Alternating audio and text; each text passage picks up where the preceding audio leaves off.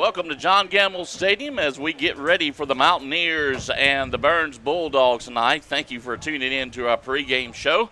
Our pregame show brought to you by HSI Land Clearing and Development. When you're ready for grading, land clearing, or erosion control, they're the best in Kings Mountain. HSI Land Clearing and Development. Quality Fence Solutions just down the road in Bessemer City.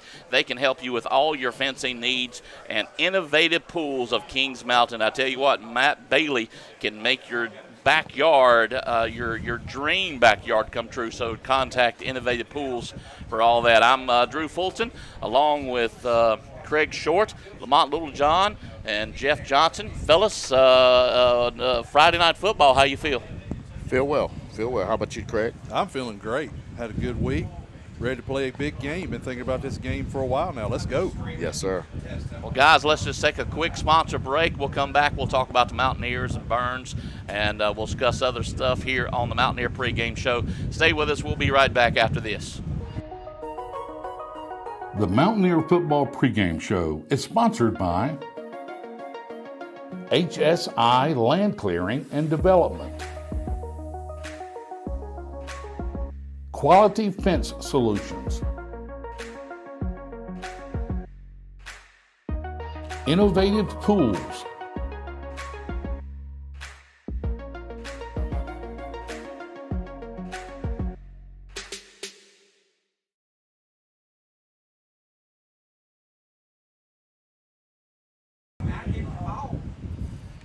Back here at John Gamble Stadium, fellas, we're getting ready for the matchup tonight. About 56 minutes to go for the Mountaineers and the Burns Bulldogs, both coming in at a record of 2-0, a great county rivalry. Let's talk about the Mountaineers. Now, I'm not going to pull any punches when we talk about either one of these teams. Definitely not Kings Mountain. You know, we watched Kings Mountain last week, and they did not seem like quite the same team as we saw with Shelby. The offense was sluggish at times. The defense, well, they held when they had to, but they did give up some big plays that could be dangerous with a rough opponent down the road. Was it a letdown win after the Shelby game? Was it a better game plan by Asheville, or was it just an off night altogether? Yes. I think it's all the above. Yeah. I agree with Lamont. I do. Like I said last week, I think we got out of sync a little bit at first with some early penalties that weren't necessarily maybe our fault. I'm sorry. Right. It got us out of our rhythm. I think I do believe that Asheville had a good game plan. I've said all week, going back and watching the game, that their defensive ends caused us problems all night. Right. We were having a hard time getting around the edge, and they were getting on us pretty good. I think their defensive backs played very well. But I will tell you, I think our defense played well when it had to. It stepped up. And I also think our offense, once it got clicking in the second half, we did okay. Lamont, what do you think? I agree, Craig. I've been thinking about this a whole lot, and I believe that coming off of, and I think we talked about this a little last week, coming off a big win at Shelby, we would have loved to have thought that these guys immediately forgot that win, reset. But we're talking about guys who are 15, 16, That's 17 right. years old. And I believe they were still hung over on that emotional high. Yeah, I agree. And we started very flat. No, it didn't help with the penalties and, of course, some turnovers. But we never found the rhythm. We never got in the groove. And I do believe that has something to do with coming off that win with Shelby. I don't think we really was locked in like we were with Shelby with Asheville. And Asheville came to play. They did. Asheville made sure. They know they lost to us 14-0 last year. They made sure it was probably a revenge game for them of some sort. But I do believe it's all the above, Drew. And they're well coached too, so we knew they were going to come and be ready. And I'll say one final thing, Drew, and Lamont was really alluding to this by what he was saying. I think a lot of emotion went into that Shelby game. When you have to put a lot of emotion, and it's hard to get back up. So that was big. And let me drop this, Drew and Craig. Guess who's coming off a big emotional Burns. county I was going to say the same thing. Who hasn't won at Crest since '98? I was going to say the same thing. I wonder how they would start today. Yeah, I agree. Well, let's talk about the Mountaineer offense last week. Littlejohn, 9 for 17, 85 yards passing, 1 TD in the end zone, but he did throw 2 interceptions. he seemed to have a short memory after the interceptions because he's able to pick up the pieces a little bit. Right. But the offense just didn't quite seem to get in that rhythm that we wanted them to. Yeah, later on I talked to him. I asked him, what did you see? And now we know that the last interception was just a bad call, and he should have ate that or just threw it away in the fourth quarter with only, a minute left. Yeah. But I asked him, what did you see on the first one? He says, basically, I should have thrown it to the flat. I try to force that one in there. That's on me. And so he owned it in that, hey, I should have. And what he was telling me is that the flats were open all night. He was trying to force it downfield. But I think he's going to be much better tonight. The backfield rushed for 112 yards with Caleb Holland, the main back, last week. 12 carries, 46 yards. Teddy Jeffries also had 10 carries, 37 yards, including Lamont Littlejohn at quarterback. We seen 7 different ball carriers last week. Right. I'm not surprised by that. I mean, two things come to mind. I mean, and I don't want to jinx us by saying it, but we do have depth at that position. And Coach Lloyd is trying to exploit that, keep guys fresh. Why not? Why not let them go and use? And right. I will say, I know Lamont hasn't had to run the ball a lot. Right. I'll go back to him for a minute. One of the things I've been really excited about is that something that I've seen his game develop better is that he's not afraid to pull it down and run it. Yeah. He doesn't have to break off 15, 16 yards. No. He knows how to pull it down now right. and run and get 2 or 3 to keep the play moving and at least get us some positive yardage. Exactly. And I really am impressed with how he's let that part of his game evolve this year. Littlejohn, he threw to 3 different receivers, Zay Smith, Jaqueline Sanders, and Bryson Brown, with Sanders pulling in that 1 touchdown pass. A good thing is all 3 of these guys are juniors. Yeah, they're all juniors. And y'all, again, don't forget, we were missing a big part of what we do on offense, and that's number 4, Jake Lloyd.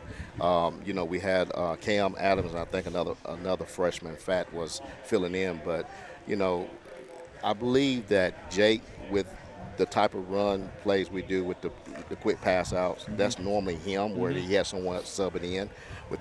So I think with that rip back, Jake is being back, I think we're going to be much fluid tonight. I agree, too, and I'll tell you this. We said this one time or a couple times last week. Thank goodness, first of all, let me say, welcome back, Jake. We love you. We're glad you're better. Right. But I'll also say this, those young men, they love their teammate. Right. And so that was weighing on their mind a little bit, too. They knew Jake was at home sick. Right. They were also trying to win for him, but that took a lot out of them to get ready for the game as well. It does. Let's talk about the Mountaineer defense last week with Asheville. They held them to no points, 27 yards passing, 24 yards rushing. They racked up 6 sacks, 1 interception, and 9 tackles for loss. The defense did their job. I mean, they did exactly what they were supposed to do. Yeah, defense played. I believe they've been building every game. Of course, we gave up some big plays to Shelby, but you have to understand, no excuses, however, but our starters were cramping at the Shelby game. We had to throw some people in there who really wasn't familiar with the play call or how to defend deep. No excuses. Shelby going to make plays. But I said that to say this, is that our defense was spot on. I think we put pressure on the young quarterback, but also we came up with big turnovers when it was needed, especially down here. I think it was the second quarter. They was going into the Wildcat, and we came up to an interception. I think that was that changed the game. We went down and we went in 10-0 at half last week. I agree, and I will say real quick, when Drew gave us those stats were great. First of all, they just verify what we knew. What I was impressed with too, everything you just said, Lamont, and brought back some great memories of last week. But I'll say really quick, the thing that stood out to me is they stood when they had to. Right. They made plays and stands when maybe our offense wasn't clicking like it was supposed to. Right. One time off of a turnover, Asheville got nothing out of it, of course, because we know they didn't score. Right. I was impressed with their resilience. Right. And another thing, you may talk about it later on, Drew, but Craig, I'm concerned really when it comes to Burns' depth. They're not a deep team.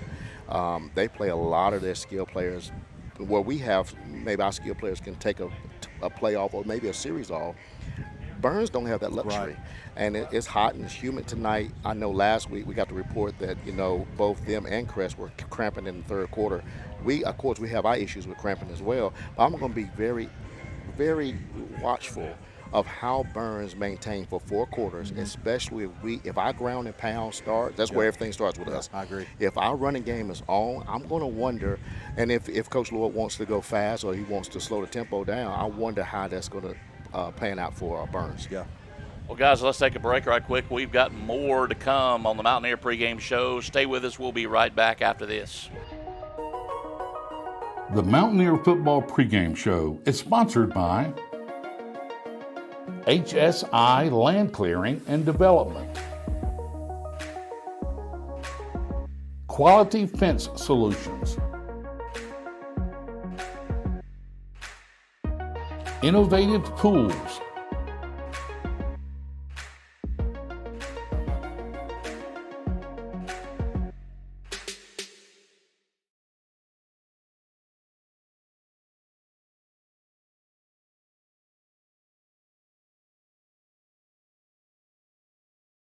Hey, I'm here.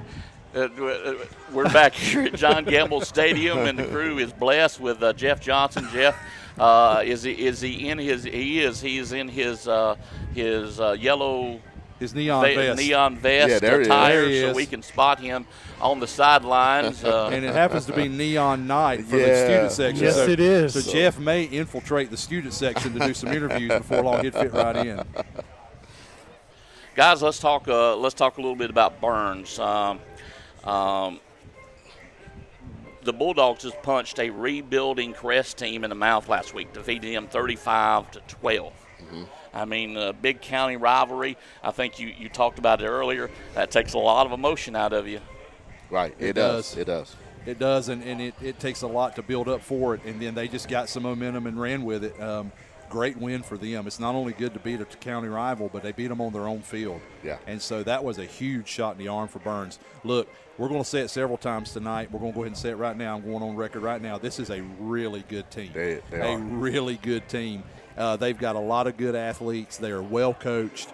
If you think for 1 minute they're coming in here thinking that was a fluke last week and they can't also beat us, we are mistaken. So we're going to get our big dose of Bulldog football right here pretty soon. And remember, we beat them last year. So, again, they have revenge on their mind, even though they are only 30 players strong. Yeah.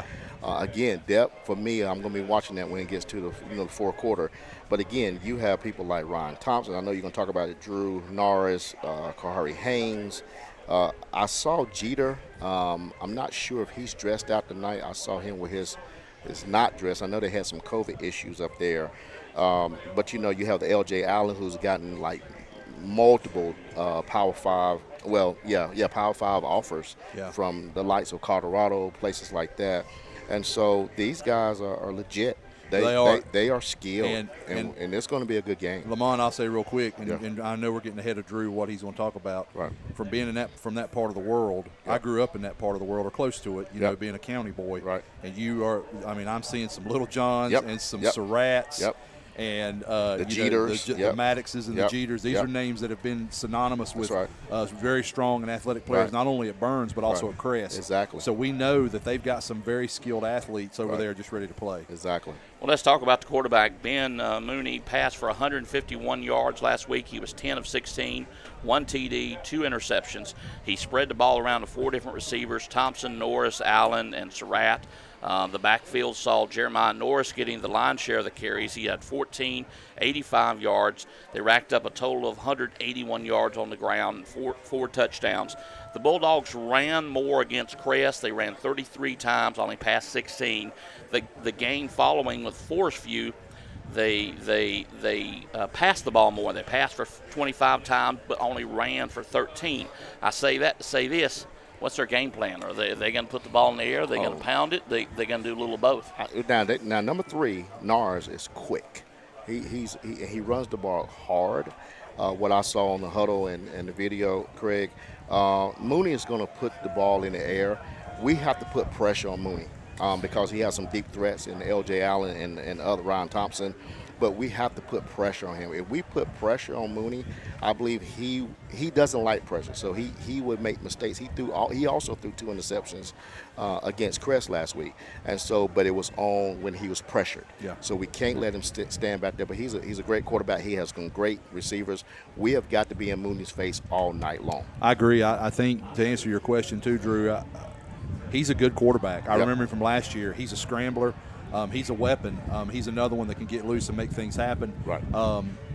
In my opinion, and this is strictly my opinion, I don't know any insight, I think the coaches feel like their wideouts and slots are maybe a little better than our defensive backs. I'm not saying they are. I'm thinking that's what they think they have an advantage in, and I think they're going to try to throw it a little more than not. But we're going to see them run the ball as well. Oh, yeah. The Burns defense gave up some yards, but only 12 points last week to Crest. Crest had 97 yards in the air, 108 on the ground. The Bulldogs defense had 5 sacks, 1 interception on the night. Here's the problem I see with Burns.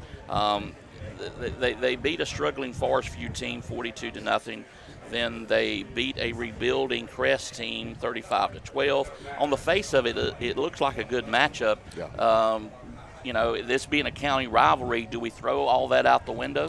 Yeah, you do, but again, by far, Craig, and I think you agree with me, this would be, again, this young season, the best team Burns has faced yet, the most experienced team. And trust me, Coach Devine knows that. He's been drilling that in the head all week long, that you're playing a great ball club. They're very experienced. They beat you last year on your turf. You can't go over there and think it's going to be an easy win. Right. They are no Forest View. They're no rebuilt Crest. These guys are. So I'm telling you, these guys are well coached. They know what they're playing tonight. We just got to take care of us. I agree, and I think along with that, he's also saying, but you can win. Yep. You can go on their field and do what they did on your field last year. They are confident, Yeah. and they need to be. They're yeah. good. Most definitely. But I agree with what you both are saying, and Drew, as you bring up, they're definitely not getting tonight a team anywhere close to what they've seen the last 2 weeks. Right. They're getting a much better, a deeper, more veteran team, and so it's going to be tough. Right. Well, And also, let me say this. Either way, we both going to make each other's good, because they're number 2 team, I believe, in 2A right now. I think so. And Yeah. we're number 1.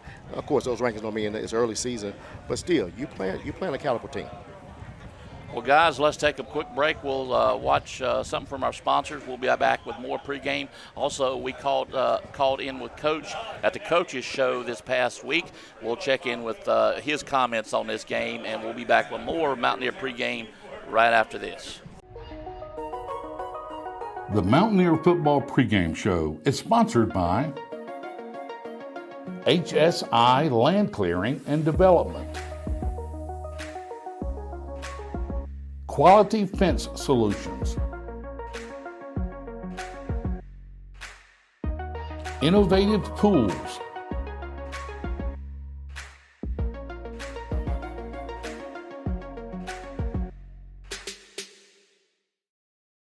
Welcome back to Mountaineer Football Tonight. Jeff Johnson with head coach Greg Lloyd. Coach Lloyd, we have finished talking about Asheville. The Mountaineers are 2-0. And we face a team that is also 2-0, coming off a couple big wins, and that is the Burns Bulldogs. The Burns Bulldogs were very familiar, not too far up the county roads, and we face a good team coming in here Friday night. Oh, we do. We face an excellent team. Maybe the best team we'll play all year. They're one of them, 100%. They've got speed, they've got size, they've got good coaching, they got a strong fan base. I mean, they've got everything you want in a high school football program. And they got it really going this year. This group of kids they've got, it's been good since they were younger, and they've just worked their way through. And now I think it's one of the finest teams Burns has had in a long time, and I think it's going to be one of their best teams they've ever had. So our challenge is great, and we're glad we have a home game, but it's going to be a tough one. They've got skill everywhere. They can throw, they can run. Their running back number 3 is super quick, and then of course their receivers are about as good as anybody. So challenge is great. Their D runs to the ball. They're based out of a 3-4, and they make it tough on you. So we're going to have to play really well. Yeah, I know that water cooler talk for me this week was definitely some some folks reminded me that when they were in middle school, they pretty much ran the table. This group of young men, and they've got some great Sure. players. They do. Well, I know that they're coming in off a huge win. It had been since 1998 that they had beaten Crest at Crest, and they came away with it really not a close game. I mean, they handed Crest a pretty big victory, 35-12, and they're riding high coming in. So I guess in some ways, Coach, it's got to be good for you that your players probably are not overlooking this team as Burns coming in. There is zero way they're looking over. If they are, they are wrong, because they're good. I think they know they're good. We respect them tremendously. I think it's two good teams Friday playing. It'll only help. Whatever happens, but it helps playing a good team like this. It just only makes you better. Our 3 non-conference games are as tough as anybody's, and this is just the third one of the 3. We get a bye after this. We'll regroup regardless, but I think it's going to be a great game. The team that wins will be the ones that makes the least mistakes, probably. And a lot of times teams, instead of win the game, some team will just lose the game, and that decides the outcome a lot. So we don't want to be the team to lose the game based on our mistakes. We want to play well, play smart, play sound, and hopefully they'll make some mistakes. But that's easier said than done. It's going to be a great atmosphere. I think it'll be a really big crowd out here at John Gamble Stadium, and we're just looking forward to it. Excited to get back out there and play. And I know the Mountaineer faithful will show up, support the players and the team, and we're just looking forward to it. Well, we look forward to watching team take the field this Friday night, and no doubt, as we talk about here every week, we want the home crowd to show up. Listen, I hope we have 0 views. Okay, maybe a few views on the YouTube broadcast of the game, but we want John Gamble Stadium packed out this Friday night. I believe you can get tickets ahead of time, or just tickets to the gate?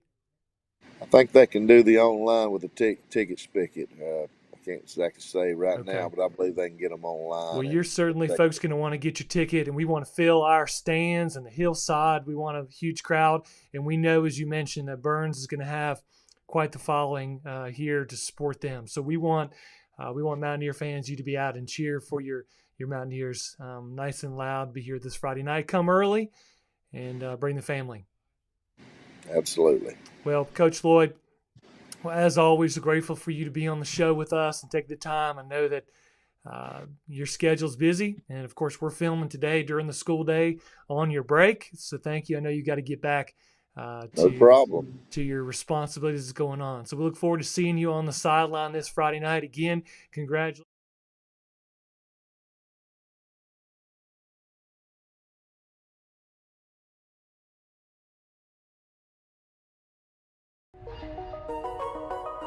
The Mountaineer Football Pregame Show is sponsored by HSI Land Clearing and Development, Quality Fence Solutions, Innovative Pools,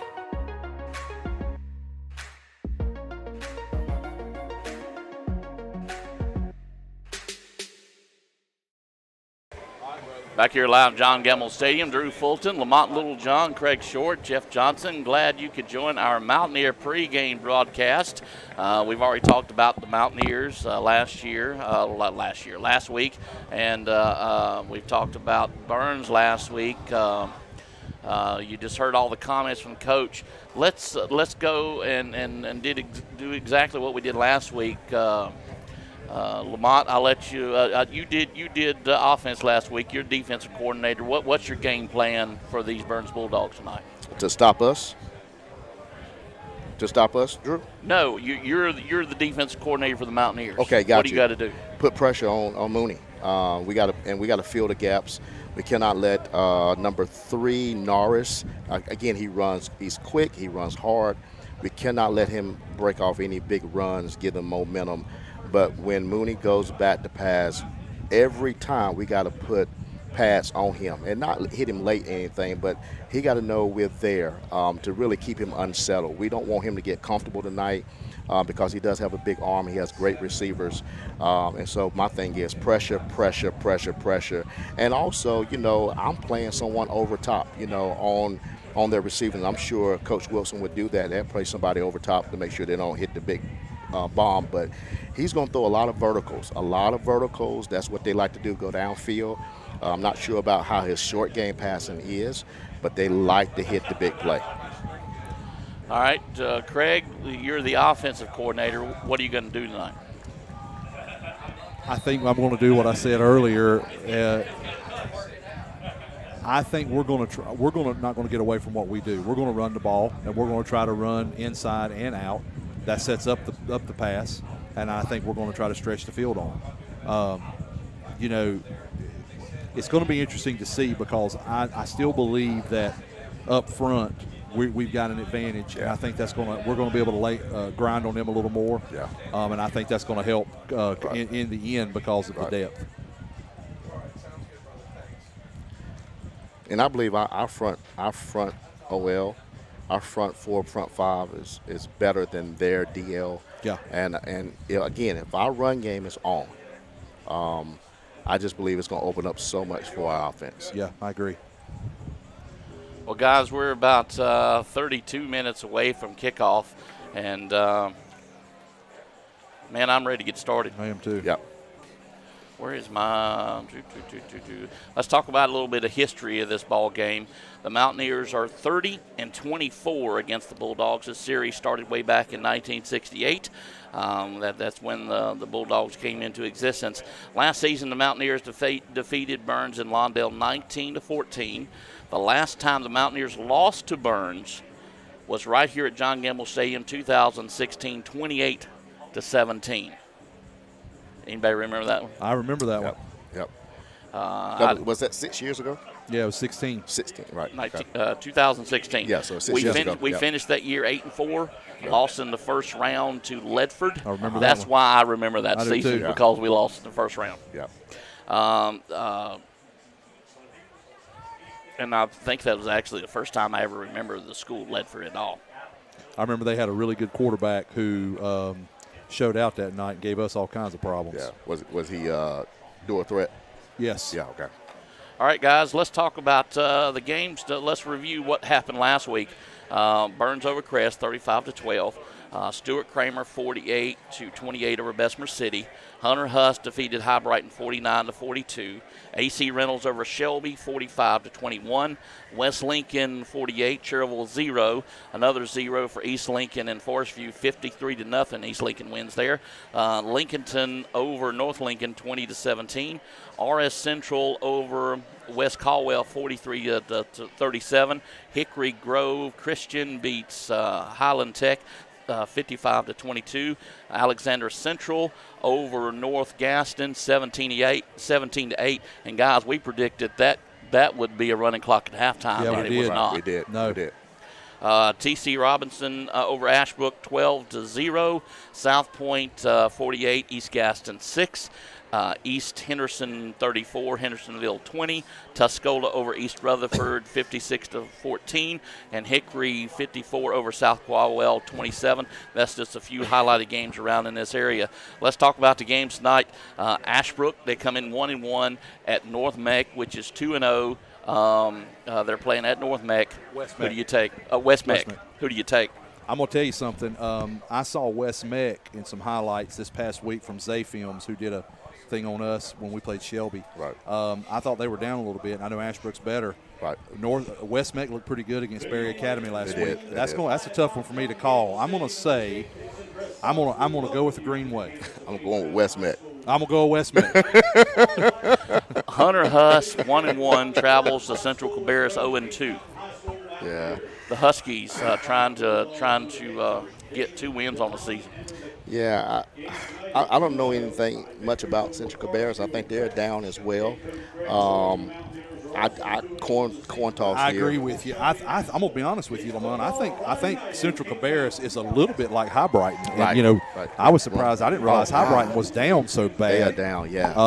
High Brighton has been strong and Huss beat them last week. Exactly.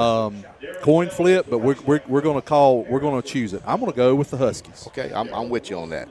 That's what I basically said too. Next game we've got Chase. Oh, I'm sorry, Drew. I know you. Are you ready? 2-0 Chase. They travel to North Gaston, which is 0-2. Right. That's going to get so ugly. the Trojans at the Wildcats. That run game, they can't stop. Yeah, they can't stop that running back. That's Chase all the way. Right. And Shelby at Crest, another big county rivalry game. I don't know who wants to win more there. I'm going to say this real quick. Yeah. And I there's some fans listening that might get mad when I say this. Right. The Chargers better watch out. Yeah. There's no way in the world Shelby's not gotten ready for this game. That's no way they're going to go 0-3. No. And again, I believe we'll be on the lookout for Crest maybe in the next year or two. Yeah. But I think they're just too young this year. Yeah. And I think Burns exposed that last week. It may get ugly. It could. In the first half. It could. Yeah. The 1-1 Freedom Patriots, they travel to Forest View tonight, which is 0-2. I think this is going to be a defensive game, but I have to give it to Freedom. I'm not sure. I think Forest View is really, when I've seen the last two games, how they got blown out. Yeah. And Freedom is probably going to be ground and pound. Probably going to be a defensive struggle. But I think I'm going to go with the Patriots too. Yeah. I'm not sure how good they are. I know Crest beat them pretty badly in the first week, but I believe Forest View's down a little bit this year. I'm going with Lamont. I'm going to go with Freedom. Yeah. Another game with an opponent in our conference, RS Central, which is 1-1. They travel to the Red Raiders and play South Point, 2-0 for the South Point Red Raiders so far. Running is clock. It, wait a minute. Is it still Red Raiders? Yeah, it's Red I know Raiders. they tried. A lot of people tried, but working it didn't work. on that. Still okay. the Red. You're going to do a lot more than that in Belmont. I'm going to say it right now, boys. That's going to be a running clock. Yeah, RS don't have the defense to stop that red ball. Stuart Kramer, they travel to East Gaston. Both of these schools are 1-1. Yeah, that's going to be a defense, but I think with Rockamo at quarterback and with some skilled players outside, I think Stuart Kramer wins that one. I'm going with the Storm. East Lincoln 0-2. They travel to Lincolnton, which comes in 1-1.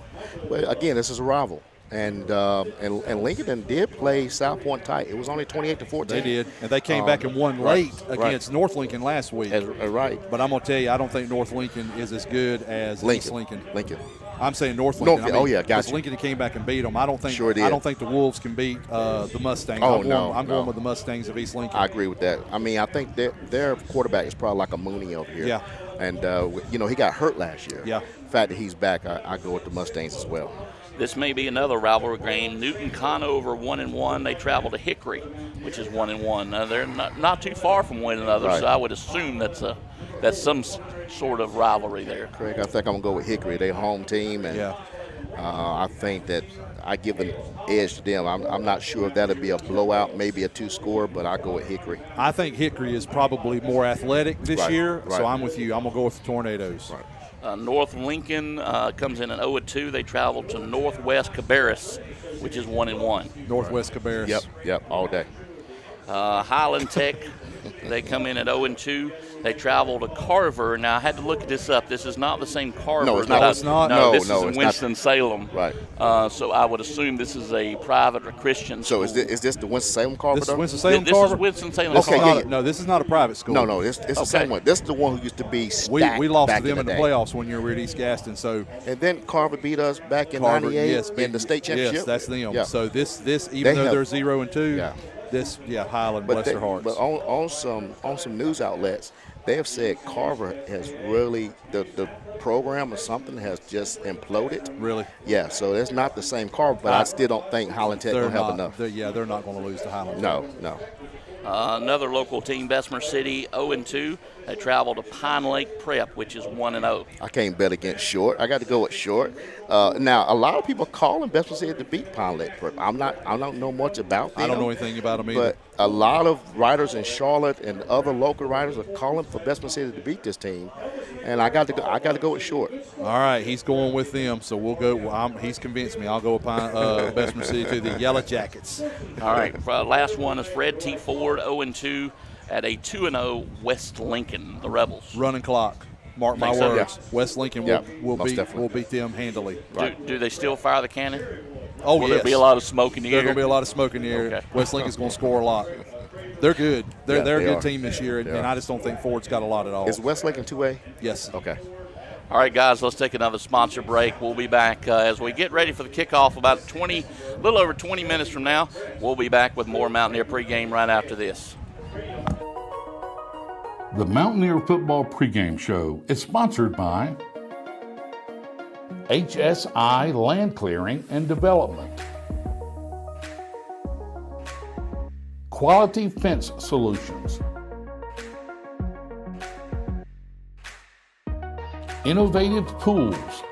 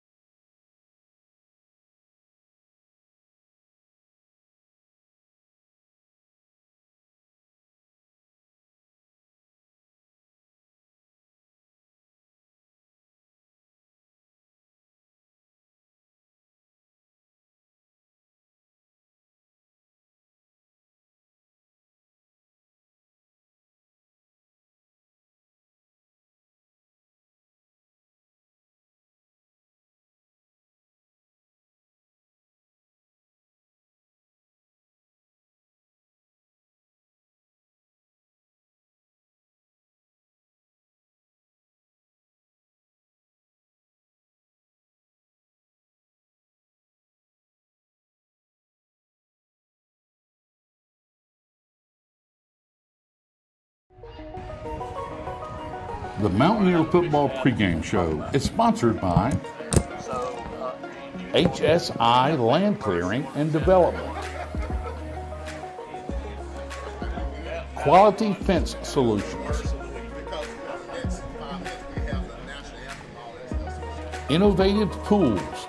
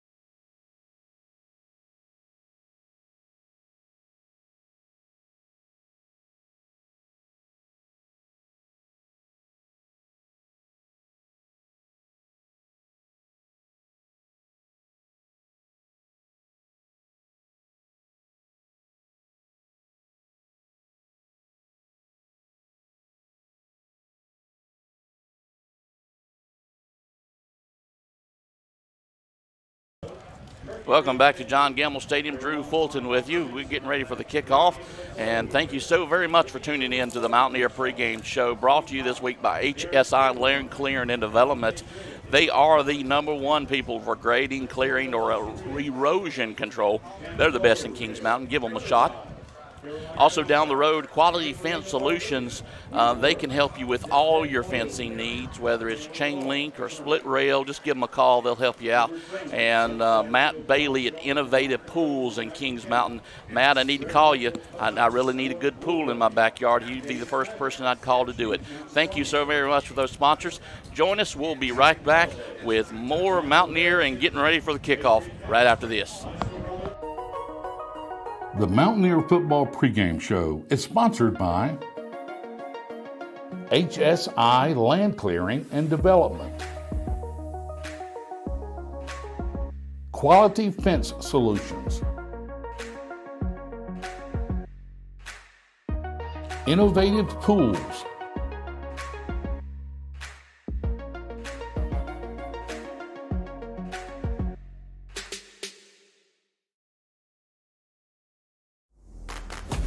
Stay tuned for the kickoff here on Mountaineer Football Live with Drew Fulton, Lamont Littlejohn, Craig Short, and Jeff Johnson.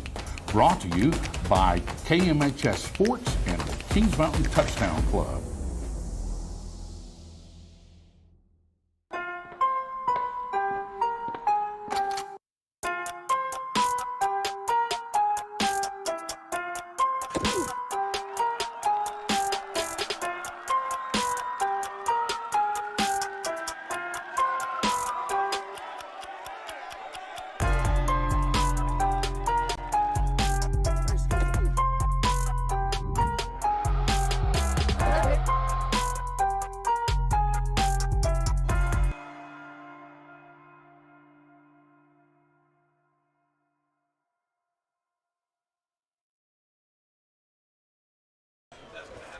Welcome back to Mountaineer Football. We're getting ready for the kickoff. About 13 minutes and some change before we get ready. The band is taking the field, getting ready for the national anthem. Great crowd on hand tonight. Wish you could have been here. We've got I'm looking for the yellow vest, but I don't see I was looking for him also. I don't know where Jeff went. He's probably eating a hot dog somewhere. Yeah, get him to give us a sideline report. I will tell you, there's a good breeze tonight. The sun's gone down, feeling pretty good. Can you hear me? There he is. No, I'm walking back on the field. I had to run to my car. So, Jeff, as you come back from your car, first of all, was everything safe? Yes. Number two, in all seriousness, you've been down there when the team's been warming up. What's been the the feel or the vibe of the team? Honestly, as you watch them warm up? it seemed pretty focused tonight. Really, game face. I mean, serious. And about the temperature, I'm breaking up. Once the sun went down, the temperatures cooled off a little bit, but humidity is going to be the issue tonight. Well, guys, Mountaineer football is brought to you by Brinkley Financial Group. If it's planning for your future or sending one of your kids to college, there's nobody I trust with your money more than Brinkley Financial. Flooring America, hardwood, carpet, tile, laminate flooring, or luxury vinyl, let the experts at Flooring America help you out. Carolina Chiropractic Plus. Schedule an appointment with Dr. Brad Moffitt, and he'll help you in all your painful situations. Allen & Sons Construction, David and Beth Allen, they're your construction experts. So next construction project, you call them David and Beth Allen. Butler Outdoor Design, if it's maintaining or designing your outdoor space, there's nobody better than Butler's. The venue at Turkey Ridge, whatever event that you could possibly think about, birthday, wedding, anniversary, there's no better venue than Turkey Ridge. Dellinger's Jewel Shop, for over 127 years, they're the only trusted place to find all your jewelry and repairs here in Kings Mountain. Dellinger's Jewel Shop. King Construction, the top name in concrete construction, Jeremy King and King Construction. Patriot Jacks, clothing for the whole family and all those hard-to-find gifts. Campers Inn RV, the best sales and service team around, trusted source since 1966. And JWH Contracting, John Herndon is a general contractor, and he specializes in vintage home remodel. So give JWH Contracting a call when you have any of those needs. Guys, let's take a quick break, and when we get back, we'll have the national anthem. We'll get ready for the kickoff here at John Gamble Stadium. Kings Mountain Burns, stay with us. We'll be back right after this. The Mountaineer football broadcast is sponsored by Brinkley Financial Group, Flooring America, Dr. Brad Moffitt and Carolina Chiropractic, Butler's Outdoor Design, The Venue at Turkey Ridge,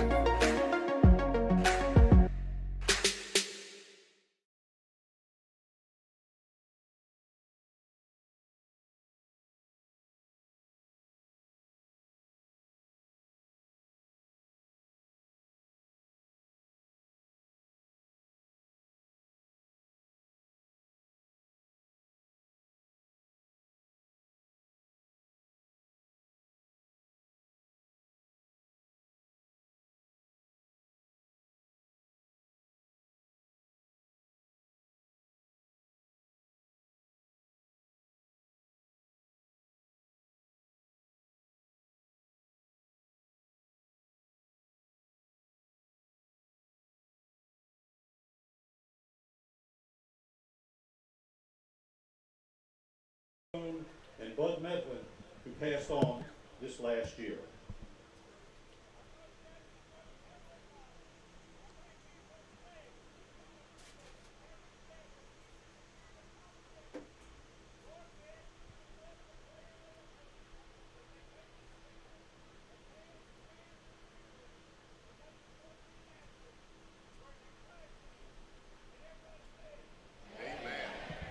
Ladies and gentlemen, with pride, our national anthem.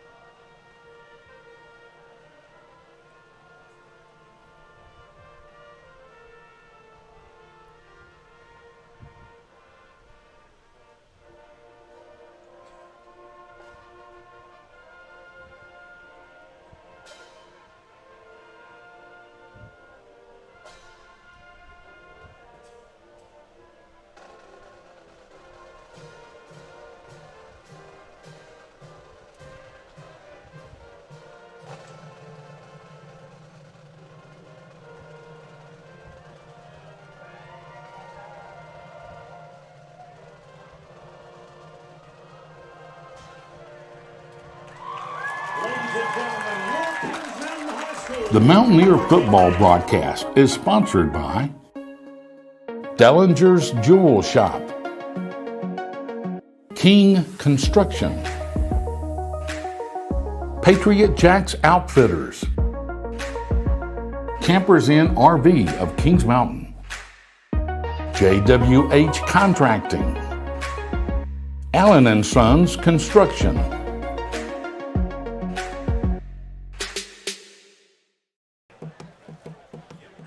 Back here live at John Gamble Stadium, awaiting the meeting at midfield for the coin toss, getting ready for the Mountaineers and the Bulldogs tonight. You know, guys, as Lamont and Craig both enjoy some of the nice popcorn we have in the press box. Oh, yeah. You know, I'm thinking. You called us by name and just quit eating. This could be a bigger crowd than we had for Shelby. No doubt. Oh, yeah. Well, I'm going to say this. Burns, Shelby fans sometimes don't travel quite as well. Right. I mean, they were supportive, but Burns fans are about like Kings Mountain fans, Right. and they're excited. Right. They're going to follow. I'm not surprised at all that we see people all the way down on the bank to the left over Right. toward the visitors' concession stand.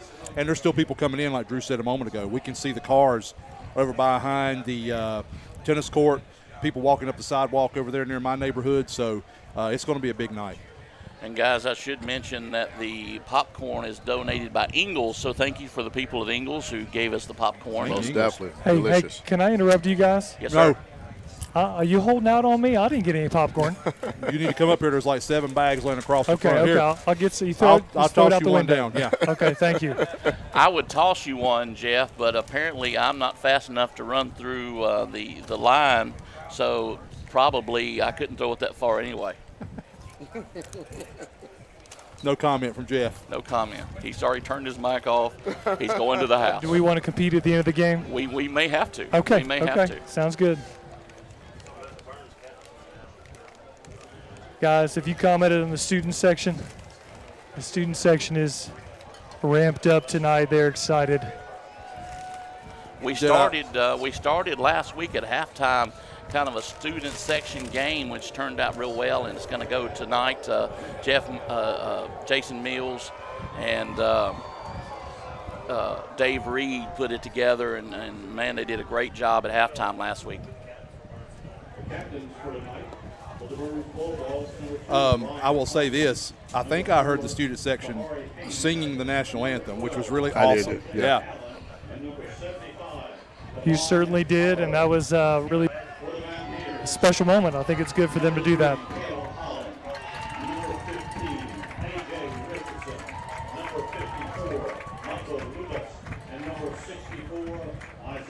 I just got a shout out from my daughter up in Virginia. Hey, Molly. Hey, little Lowry Inez and Matthew, if you're watching. Being watched all the way up in Lynchburg, Virginia tonight. I should check. A lot of comments coming in. Different. Jesse Bryant, thank you for commenting. Thank you for watching. Is that JMath 1978? Glad all you folks are tuned in tonight. Clayton Campbell. Let's go Kings Mountain. Craig, who's the officials for tonight's game? Who can we complain about later? These are people we'll talk to Terry about. Our referee is Dusty Haynes. Umpire Richie Harris. Head linesman Dwayne or maybe Dwayne Cuthbertson. Line judge Adam Harris. Back judge D. Webb, and a clock operator Anthony Pryor. And also, I think Burns won the toss, Drew and Craig, and they want to start on offense first. So Burns will receive the kickoff. Mountaineers will get ready to take the field. We'll take a break right quick. We'll be back with the kickoff. Mountaineer football, Mountaineers and the Bulldogs. We've got all the action coming up for you next. The Mountaineer football broadcast is sponsored by Dellinger's Jewel Shop, King Construction, Patriot Jacks Outfitters, Campers Inn RV of Kings Mountain, JWH Contracting, Allen & Sons Construction.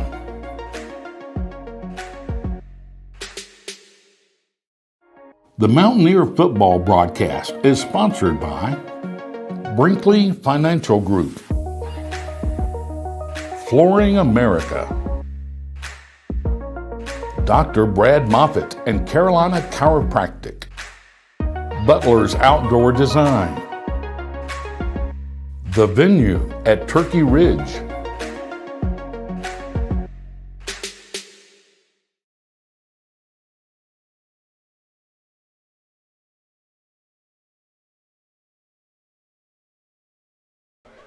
Back here live at John Gamble Stadium, Drew Fulton, Lamont Littlejohn, Craig Short, Jeff Johnson. Jeff, you got a great night. No rain in the forecast, no lightning to worry about. You got a great night on the sidelines. I certainly do. And can I comment? I'm amazed last week at the meteorological skills of Lamont Littlejohn. I mean, it stopped right over Kings Mountain on the edge. And It did. He said it. We weren't going to get rain last week after the game, and Right. we didn't. So Right. good job, Lamont. Thank you so much. Appreciate that. Not 100% sure what we're waiting on. Looks like maybe Kings Mountain's waiting on Burns and Burns waiting on Kings Mountain. I don't know. Unless they're waiting for the clock to go down. I know it's like a minute, 26 seconds. Could be, now. could be.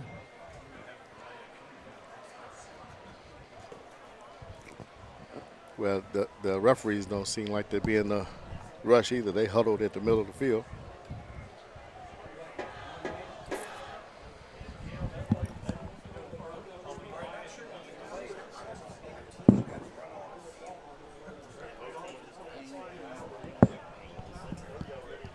Jeff, you still down there? Yes, sir. While we got a second, go over Sure. there to Mr. Payne and see if you can get some words of wisdom. He's seen many a game on the sidelines for Kings Mountain. Talking about Mr. Eddie? Mr. Eddie. With Eddie. Does he have his cowbell with him tonight? Mr. Eddie on the broadcast. We got a little time we're killing here. The guys want to know if you got your cowbell ready for tonight. I got it. He is ready. He's certainly ready. And Burns finally takes the field. And here comes your Mountaineers as well. We get ready for the kickoff of tonight's action.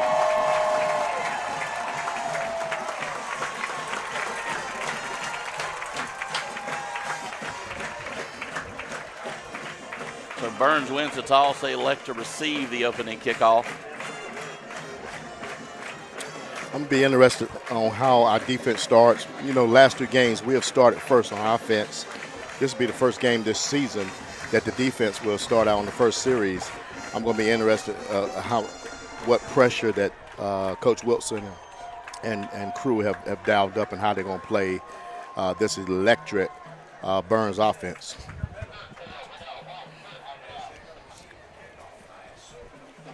Let's take just a quick commercial break. We'll be back with more Mountaineer football right after this. The Mountaineer football broadcast is sponsored by Brinkley Financial Group, Flooring America, Dr. Brad Moffitt and Carolina Chiropractic, Butler's Outdoor Design, The Venue at Turkey Ridge,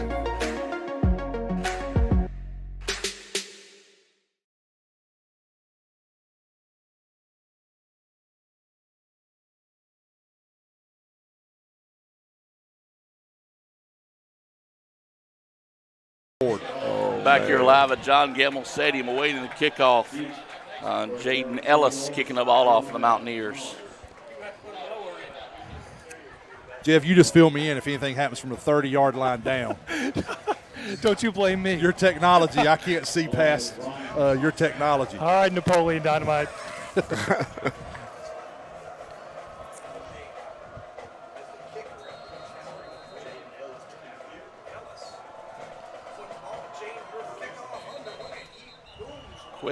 Quick whistle. Offsides. Offsides.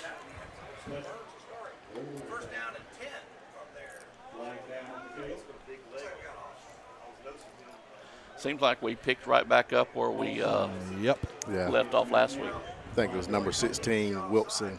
He's got a little, he's anxious. Happy. Yeah. He's ready. Yeah, he's ready. And I think that was going to go into the end zone. Yes. And this still may. Yeah, he has a leg. He can get it there. It's just 5 yards back. Normally he'll kick it 5 yards deep.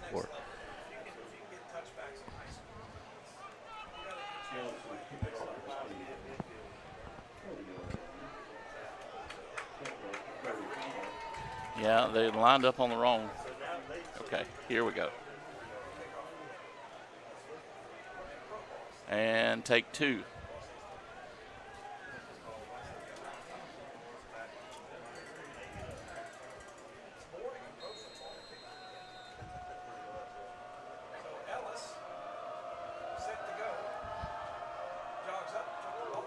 Ellis hits it deep, but returnable about at the 9, around the 20, Great about play. the 22-yard line. They'll take over 1st and 10 from there.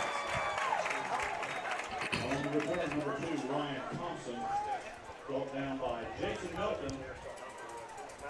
The Bulldogs take over 1st and 10. Ball spotted at their own 23-yard line.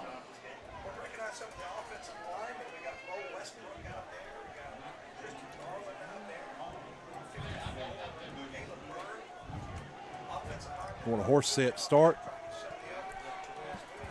Burns going 4 wide on this first opening set with a man in motion.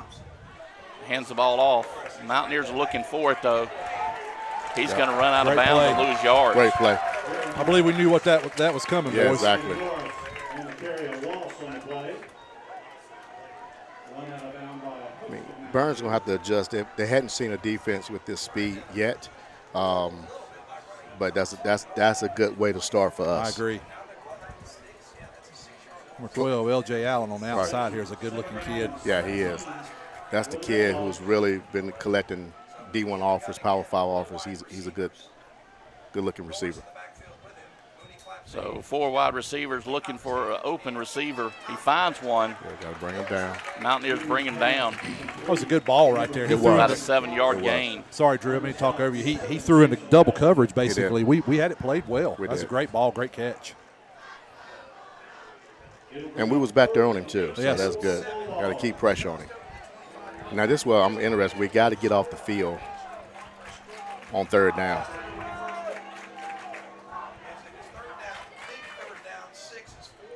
Mooney looks to go to the air again. No receivers in the backfield.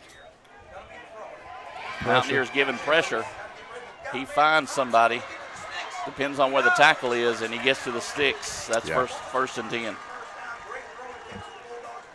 He did a good job keeping the play alive He right did. there. He and, did. and his receiver ran to him and got open. Right. But I like what we did. We had pressure. Yeah, we did. 1st and 10 from the Bulldogs' 39-yard line.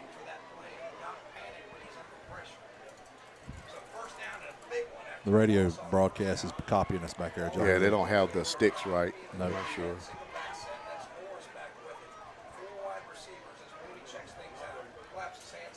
Mooney hands the ball off again. He keeps it. Scrambles on the left side, but he may have lost a yard. Depends on where they spot it. Got a flag in the backfield Yeah. from the referee. Jabari Curry, there's a flag down on the field. Holding against The Bulldogs. Spot foul for 10 yards. 10 yards from the spot.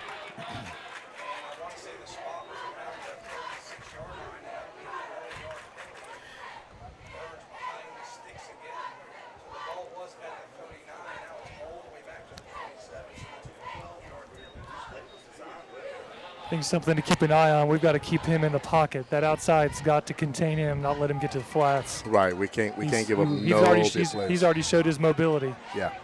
Yeah, he's definitely, we talked about in the pregame, he's a great quarterback, and he is dangerous. He can throw it in, he can run it. So Mooney back to throw again. Gets away with quick. And the Mountaineers just lay him out. That's Zay Smith. Boys, Sir. I hear you, son. Yes, sir. You go, Zay Smith. His mom and dad are going to Yep. be fired up down there. He is. That was a great Big. play. And they read it well. Now, again, what we cannot do, fellas, we cannot give up big Yeah, yards. don't let him escape the pocket. Right. Because what you don't want him to do is let's do a chunk play. Let's Right. get some of them back and Right. give him a decent third Right. down. Right. Let's keep him under wraps. Exactly. We can't let one of these receivers get get behind us here either. I believe that play is going to make the highlight reel next week. It will. Delay a game. It's like they're out of sorts. Well, we talked about it earlier. Yeah. You know, the Mountaineers are bringing pressure that they haven't seen this season. Right. We got to stay consistent with this. Yes. We know Burns is going to make some plays, some big plays. We just got to stay consistent. Continue to put doubt in their mind. So 2nd and 37. I'd look for just a simple draw here, maybe a little dive. Yeah. He may throw the ball down here, but I'm not thinking he will. Right. Yeah, he's Mooney throwing. backs up, but they have him in the backfield, and he's going to be brought down at the 5-yard line. It's A.J. Ripson. And that brings up 3rd. As Sid Bryson used to say, 3rd and a tractor ride. Yeah, most definitely. This is the statement we need to make, fellas, with the defensive stance. So 3rd and 44. And Mooney is calling for the ball right there at the goal line. Yeah, we need to get back because he's going to try to. And he hands the ball off. A little bit of running room. Good. Great play. Good play. But he's going to number lose 7, a Melton. couple more yards. Yeah. Well, what's great about that, guys, is that's reversing. Or not reversing the field, but that's giving us a short field. He does. That's and exactly good. what I was thinking. That's good. Not give up any yards. Now we're going to get the ball in really That's good right. field position. That's right. We got to field the punt, of course, but Most I feel confident about where we're going to start. The defense has put us in a good spot. And this is the sophomore, y'all, that we need to look out for. Mooney is also Zorian. the punter Yeah, for Zorian the Bulldogs. Yeah, Yeah, he it's is. Fat's returning the punt. Yep. And he's electric. Now, the whole thing is, will he field this and make sure we don't run into him? All right. Yeah, that's good. Yeah, that's we'll good. take that. Yeah, get away. Now, we got to punch this thing in here right now. Let's go. I'm going to say we've got a little bit of advantage there, boys. Right, most definitely. So the Mountaineers will take over 1st and 10 from the Burns 22. So could you ask for a better field position? You're opening. No, you couldn't, No. and Lamont's right. I mean, we've got to capitalize on it right now. Yeah, I mean, we got to hit him hard. Don't Yeah. settle for the fact that you've No. got the ball right here. Let's Right. capitalize on where the Right. ball is, and let's put it Exactly. in the end zone. Exactly. 1st and 10 for the Mountaineers. Little John calls the signals. 3 wide receivers, handoff right up the middle, some more running room. Maybe 7 yards on the carry. Holland was the ball carrier. Great run by Caleb, following his blocks, protecting the ball. Great run overall.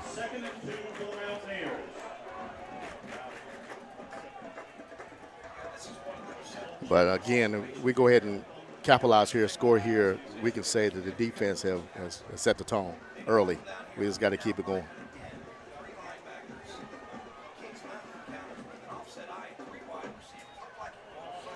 Handoff right up the middle again. And he's going to get maybe a yard, but I don't think he's going to get the 1st down. Pretty much no gain, maybe half a yard. Nasty's coming in. Yeah, we know what time it is. They move the sticks up a couple inches, still 3rd and 2.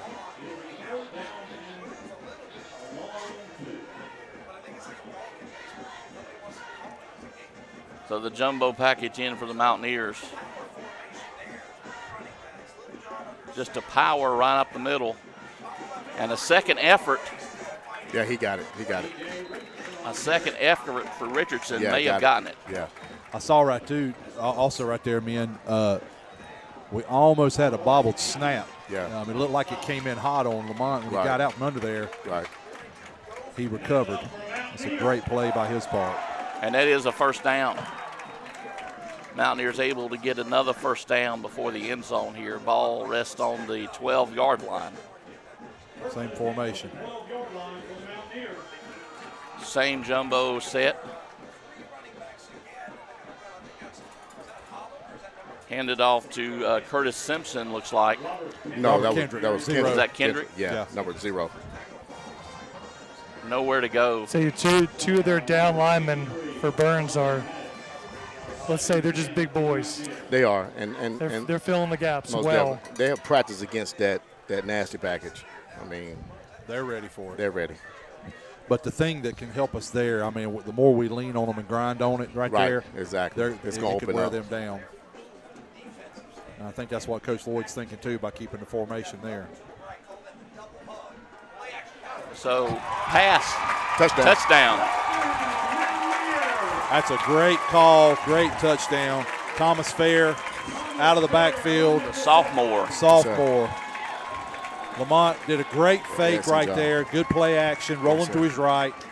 Thomas with a great catch into the end zone. Now let's get a good snap, hold, and kick. Let's get an extra point.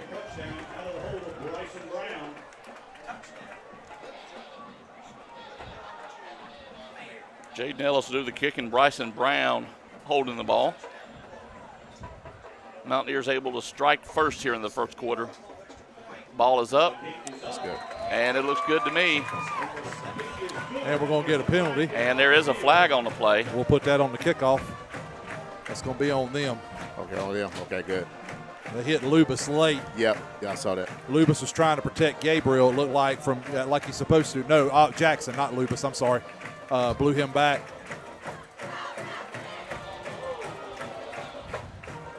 They just called it on Kings Mountain.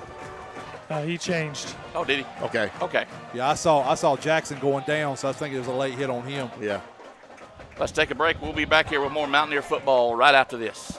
The Mountaineer football broadcast is sponsored by Dellinger's Jewel Shop, King Construction, Patriot Jacks Outfitters, Campers Inn RV of Kings Mountain, JWH Contracting, Allen & Sons Construction.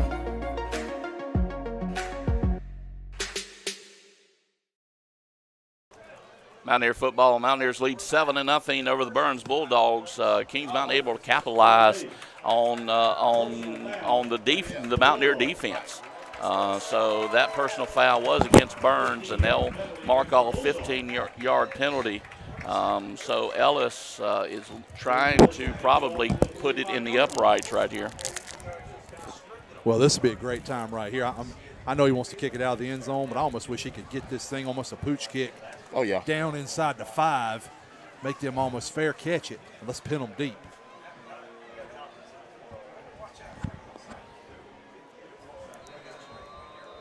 I think we're going to maybe pooch to this right side. Nope. Oh, he could. Pooch deep. Yep, I thought I saw Coach Harris. And there it is, touchback. Burns will start at 1st and 10 from their own 20. Probably didn't want to take a chance. Yeah, I agree. So Burns, couldn't really get anything going the first series. Right. We got to keep. As Divine, what would you do different against this Mountaineer defense that's coming at you? I mean, you got to get the ball out quick. You got to get the ball out quick. He can't go deep. I think that's what he's thinking too. I mean, Right. you're probably going to see a little more play action, maybe some bootleg. Handoff right up the middle, some running room. He gets away across the 40 and shoestring tackle, but brings him down around the 41-yard line. Yep. Again, Norris, he runs hard, he runs fast. Again, we cannot have a letdown here. We got to continue to pound. And they're going to make plays. We just can't give up the big play. Yeah. I mean, we were set up because our defense set us up on that drive that we scored on. We just have to bend back right here. They're not going to give up. They're going to come at us. Man in motion, handoff once again, right up the middle, almost to the 50-yard line, the 49. And that's going to set up a 2nd and short. Stop by C.J. Hauser. What I was trying to say is See, Michael Ward just came in. They're still trying to limit him with that knee. I think Nash, he started tonight. He's doing a great job. but I see that they put Michael Ward in, who brings a little bit more experience in that middle linebacker position. So Burns still going with 4 receivers. Nobody in the backfield. He drops back to pass, but the Mountaineers have got pressure on him, and he's going to lose about 8 yards. Yeah, it's a good time to call the blitz. Yeah, action time. Because that brings up what, So third it should down? bring a 3rd and 10. Yeah. If we can get them off the field, we can't give up. Remember last time we had them 3rd down the first time. Yeah. We gave it up, and they had a little crossing route. So we need to watch that crossing route. Ryan Thompson coming across. I'll be watching number 2. Mooney again looking, gives it right up the middle and some running room, but still going to bring up a 4th and maybe 2. Yeah. They've had some success on that inside right there, guys. They have. I've been watching the ball. I need to watch closer up front in the front 7. They're getting some good angles on us, it looks like. Yeah, I would been. I thought he was going to go for it. I've been surprised. Well, I'm with you in a way, but I'm also thinking that he's going to play the odds. Of course, he's going to use a different punter this time. The quarterback punted, so we might need to watch this. Yeah, the quarterback punted out of the end zone. Yeah, got to watch so number 4. I definitely watched the fake. Watch number 4. Up back. So that's Kamari Surratt back to punt in punting position. Watch number 4, Haynes, possibly. And I think we did smart because they know the quarterback is normally the punter. Yeah. So Kings Mountain will take a timeout, and so will we. We'll be back here with more Mountaineer football right after this. The Mountaineer football broadcast is sponsored by Brinkley Financial Group, Flooring America, Dr. Brad Moffitt and Carolina Chiropractic, Butler's Outdoor Design, The Venue at Turkey Ridge,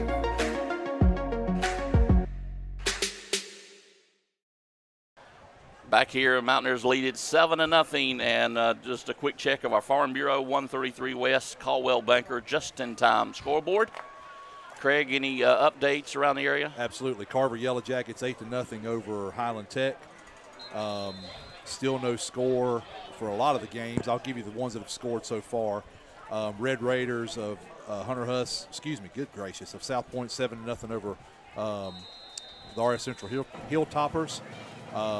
There is a score of 8-7, North Gaston over So Chase. the Bulldogs do punt it away, and it is a lot better punt, and we'll get away from it.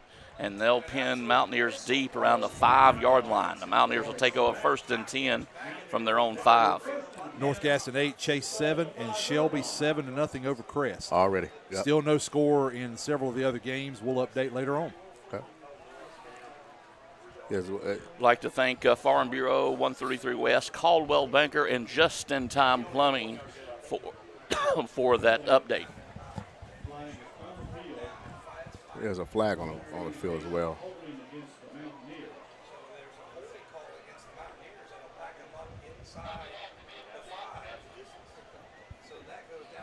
While we have a break in action, man, I'd like to give a shout out to Jason Mills, our youth pastor, who just stole my pen in the press box. So, Jeff, if you see him on the field, how about wrangling my ink pen out of his hand that he walked out of the press box with? I got your back. So the Mountaineers get called for another holding call, so they'll start over 1st and 10 from their own 3. Little John sitting in his end zone. And he changes formation right quick. 3 receivers wide. Handoff right up the middle. Gets some running room over on the left side. Able to bring it up to around the 7. That's a good run by Teddy Jeffries. It was.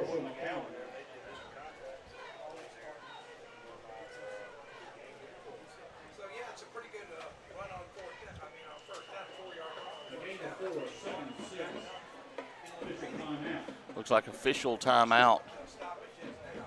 I see the white hat walking. I don't know what he's doing. At first, I thought he was going over maybe for an equipment timeout for one of their players because he was walking beside him, but now I don't know. Looks like they're looking for something on the field. Yeah.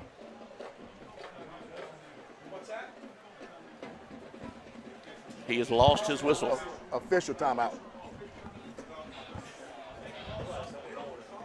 Yeah, you see how they're looking for something? It seems like they're looking for something on the field. He's lost his contact lens.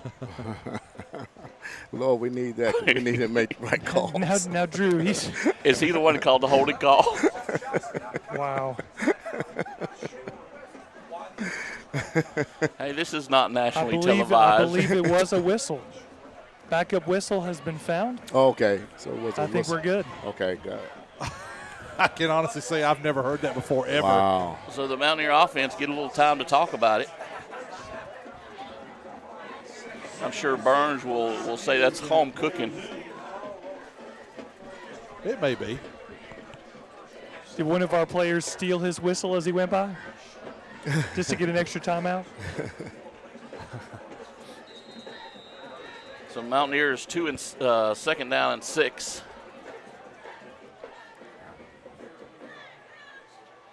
Handoff one other time right up the middle. Missed one, missed two. Trying to cross a 20. Great run. Great run by Jeffries. And a big first down play for the Mountaineers. That was a great run because I'm telling you, he escaped a tackle in the backfield. Yeah. And then he laid the wood right there on the second level. Jeffries, the ball carrier. One thing I like about Teddy, he keeps those legs moving. Any running back coach will tell you, keep your legs moving.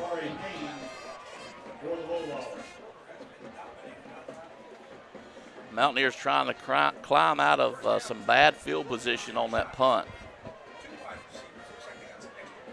2 wide receivers, 2 tight ends, handoff right up the middle again, almost up to the 30. Yeah. What I'm loving about Jeffries this again, the ball carrier. is that our running game is working. It is. We just got to keep it. And I think the more we do it, we'll wear that defense out. Because again, I think they're a great team, but I think depth may catch up with them, so we can keep on running. It'd be great. I agree with you, Lamont. And I tell you, the depth that we can give at running back, where we can keep them fresh, that's going to help us as well. Holland, the ball carrier, around first down. Great block on the outside by Bryson. Right. Across the 35. It's going to be And holding. there is a flag. Holding on Jackson.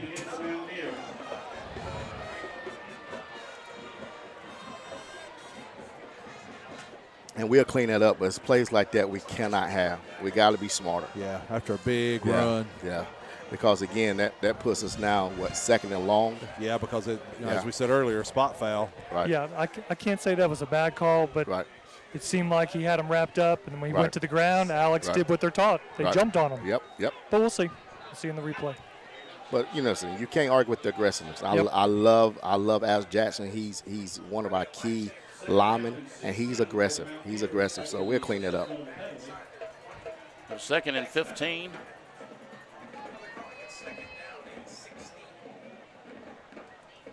Three wide receivers again.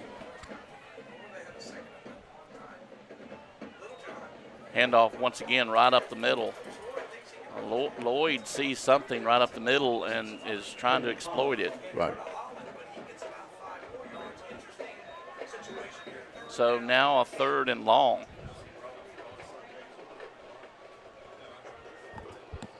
Third and 9 for the Mountaineers.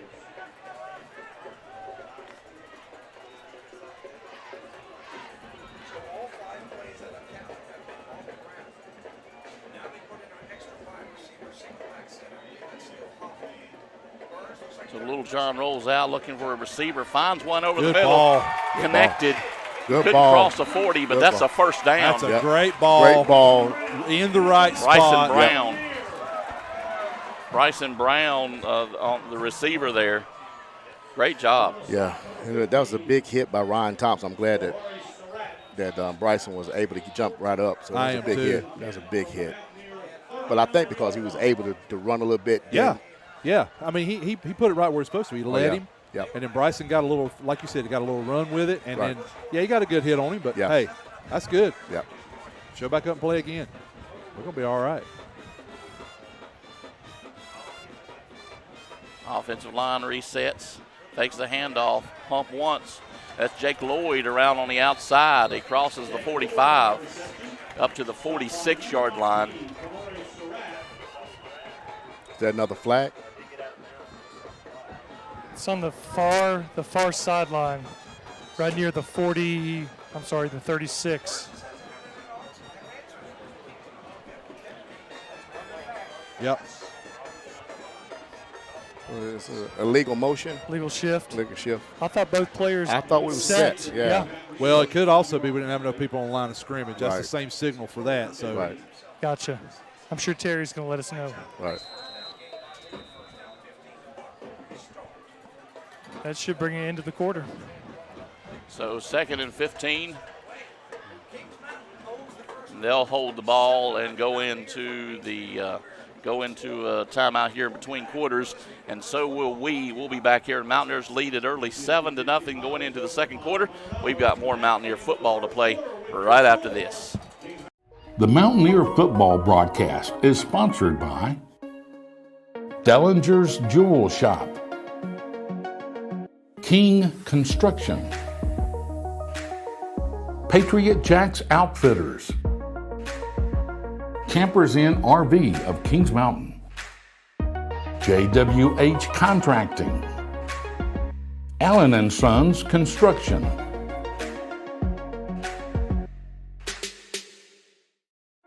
The Mountaineer football broadcast is sponsored by Brinkley Financial Group, Flooring America, Dr. Brad Moffitt and Carolina Chiropractic, Butler's Outdoor Design, The Venue at Turkey Ridge,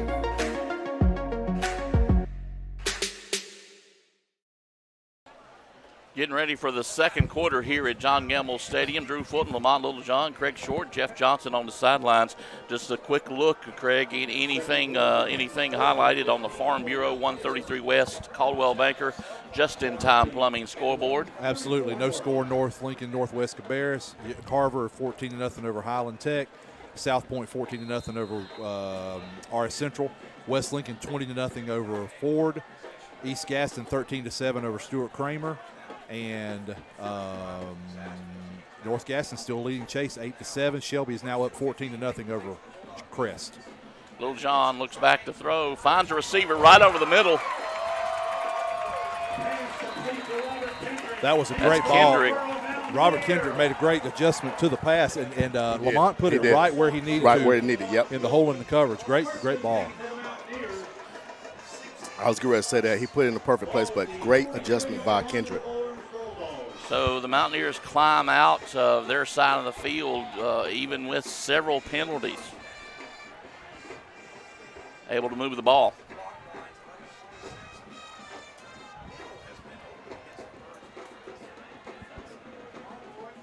As the Burns Bulldog Band plays Sweet Caroline.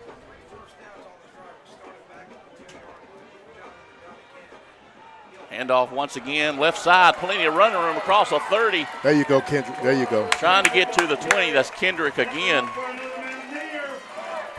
Robert Kendrick, the junior. 1st and 10. 24-yard line.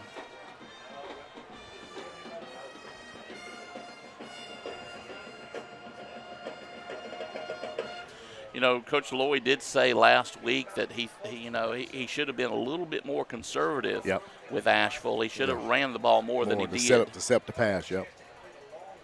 And that's what they've done so far tonight. Little John once again hands it all right up the middle, bounces to the left. Good vision. I'm so impressed about the 20-yard line. And an official goes down. Okay, what happened? They threw Teddy into the official. Yeah. So, but I'm so impressed about Teddy's vision. Yeah, he made a great cut right there. Yeah. The hole closed so quickly, and he did a jump step to the left. Right. And I don't want Coach Lloyd to beat himself up about the play call last week, but you got to give Asheville credit. They I had agree. a great game plan to counter the pass last week. 2nd and 5. Holland, the ball carry once again around the left side. I believe we got. Flags I on believe play. I was going to say our right. I believe we had a tight end. Yeah, we had a false start on Antonio. I was 11. thinking he left 11. a little early. Yeah, he was a little early.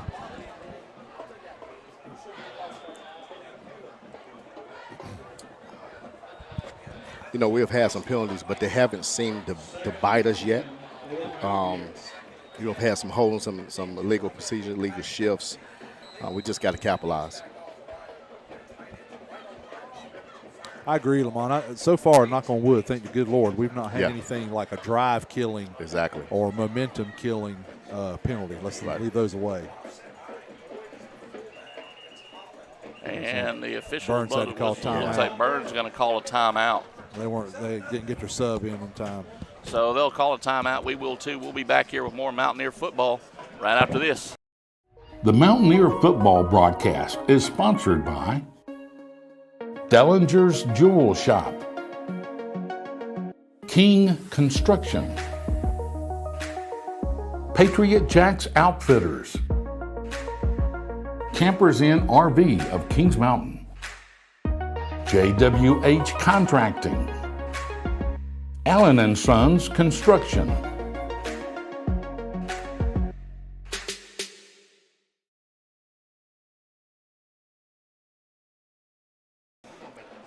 Mountaineer football, Drew Fulton with you. Guys, Mountaineers been able to move the ball down the field despite all the penalties, you know, that seem to have plagued us early on this season. Right, and it has a lot to do with our running game. Our run game is on, as the young folk would say back in the day, not a new word, but it's on and popping early. We got to keep it going with our run game. Let me borrow that pen. On and popping. I wouldn't let you borrow my popping. pen. I was going to say they got jiggy with it, but I think that's old too. But so. you know, that's around the 90s. Okay. Yeah. Not I'm a product of the 80s and the 90s. So Drew, you can't say that. Oh.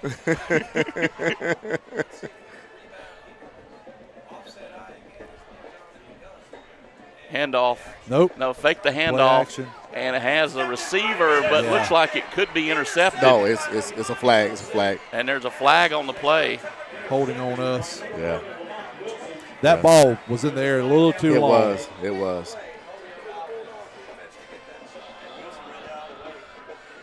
All right, here we go. Defense make a play. Waiting for the official signal. Yeah, it was. He threw it too late. It was Yeah. behind him.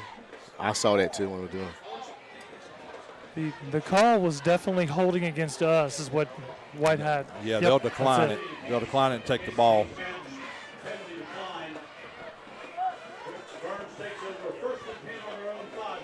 So Burns will take over a 1st and 10 from their 5. Yeah, And they've been back here before.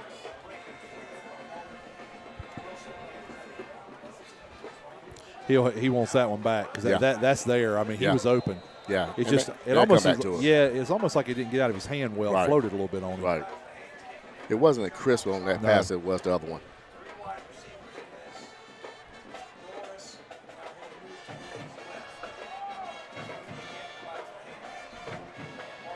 So the handoff to Norris right up the middle, trying to bounce out. Gets across the 5 to the 10, the 20. They're going to run him out of bounds around the 25-yard line. Boys, he made something out of nothing He right did. there. He did.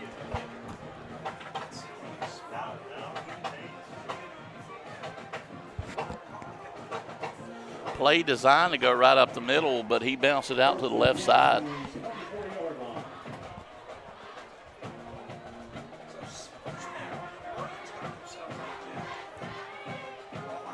Four receiver set, trips to the close side. Kings Mountain adjusting. Mooney hands it off once again over on the left side. Woo. Oh, that's holding. Yeah. That's holding. They didn't call it. They but didn't call it. call. I Bryson saw it Brown too. was held. Unless for another 1st down for the Bulldogs. Running a play by number 5, Michael Ward. About a 13-yard gain. Burns 1st and 10 from the 42. Ball marked at the 42-yard line for the Bulldogs.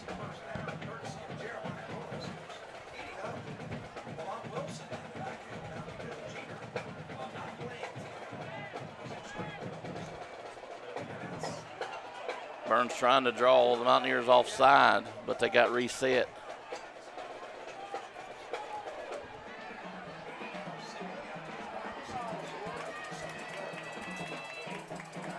Pass out to the flats real quick. No running room.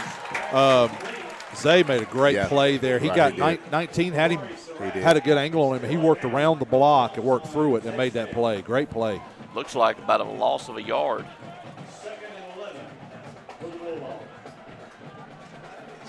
You know, Burns has had some success running the ball. It seems like when they try to put the ball up in the air is when they go wrong. Yeah, I agree.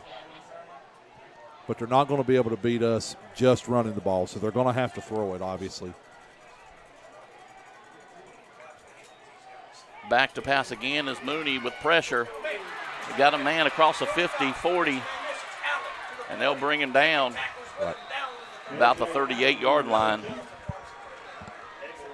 Allen made a great play there, catching the ball, then getting yards after catch. And I give credit to Mooney. I didn't see who it was, but Mooney got hit. Yeah, Mooney got hit hard, and he stood in the pocket and took it too. He did. –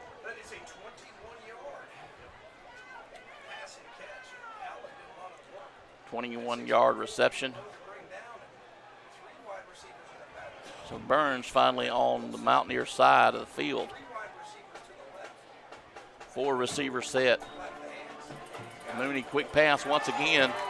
Batted down. Yeah, that was knocked down by number 44, Thomas Fair. Great play by Thomas. Great play.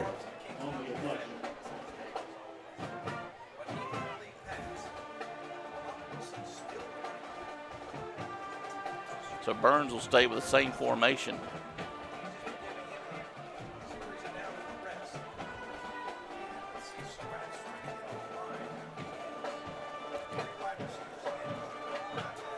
Back to throw. Throwing it deep, the home run ball, and overthrown. I was just thinking they're going to take a shot. There it was. Why not? And if the ball was there, he had a good opportunity. Yeah, he had a step on Zay right there. And the one thing is that we're keeping pressure on him. If he had time to set, he would have hit that. Yeah, I agree. That's a great observation, Lamont. Right. His clock is going to be a little shorter. It is. And the good thing, he may have happy feet right now, not selling, just getting it out because he know that pressure's coming, which is good. He may see it again right here. So we can put somebody over the top. I think that's what we need Bulldogs to do. in a still 4 receiver set. Mooney back to throw again. Over the middle, but is complete. Got him short. And it depends on the spot. He got him short. It's short, but this is 4 down territory. Yeah, they're going for this. I mean, that's close enough, and they're going to play the odds. It's going to be 4th down and 2. 4th and 2. I don't think it's 4th. It's like it's 4th in inches. Yeah. I think Jay was saying that based on where the official is on the far sideline. Right. Yeah, that's right on it. Yeah, I think they're going to do a measurement. Are they calling for the? Yeah, he had done it right before he moved the box. Yeah. So they're going to measurement.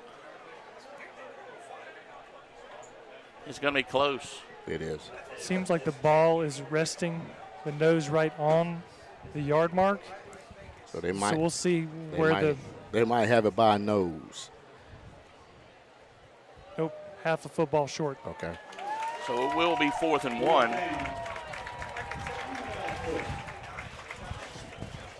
And they've had some success right up the middle. Yep.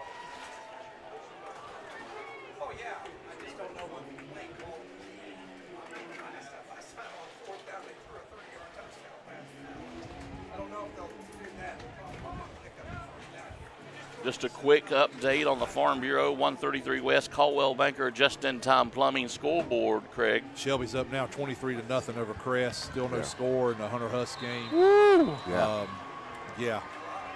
East Lincoln is 7-0 over Lincolnton, and no change in the other scores. So both banks of fans are up on their feet, trying to draw the Mountaineers off sides. Hold your water, boys. And right up the middle, the Mountaineers clogged the line. He didn't get it. No, I don't sir, think He didn't get it. He lost it. He lost. I was going to say the guy on our That's our side. ball right there. Yeah. Defense comes through again. I'm a little surprised by that call, man. Yeah. I really am. I thought he would get under center. I did too. Yeah. You know, I've often said in short yardage plays, Yeah. I don't know why you're giving up that in a shotgun formation. You're already giving I up understand. but That's why I like Coach Lloyd's offense. He's going to go under center. Yeah.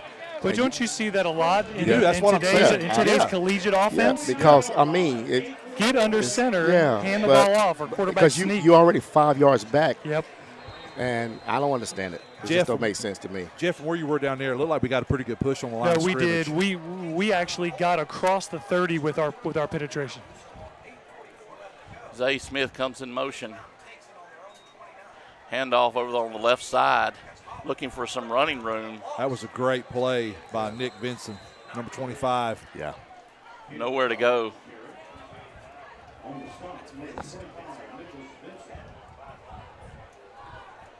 Loses about a yard.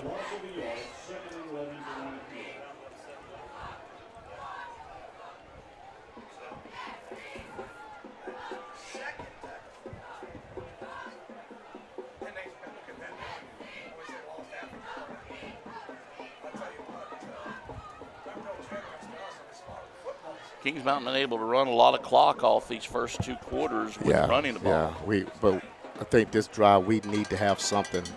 A touchdown, field goal one. It's a Timeout.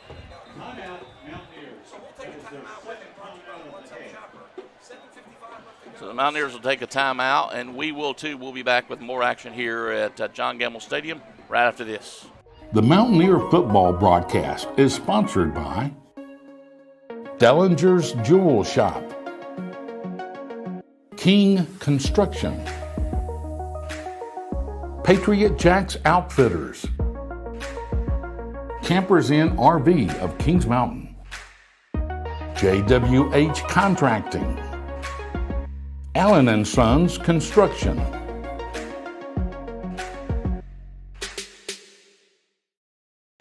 Back here live, John Gamble Stadium, looking quickly at the Farm Bureau 133 West Caldwell Banker just in time scoreboard. Craig, what do we have? North Lincoln, Northwest Cabarrus still 0-0. Carver 22-0 over Highland Tech.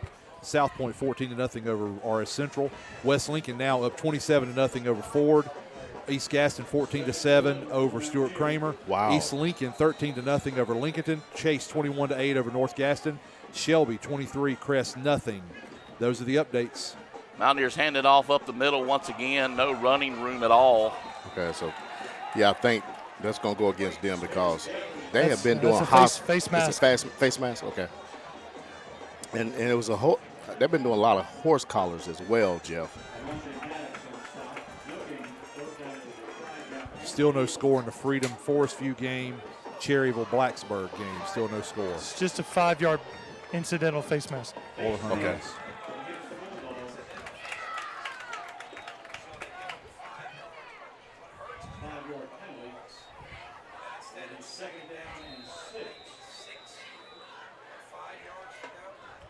So 2nd and 6, so that cuts it in half.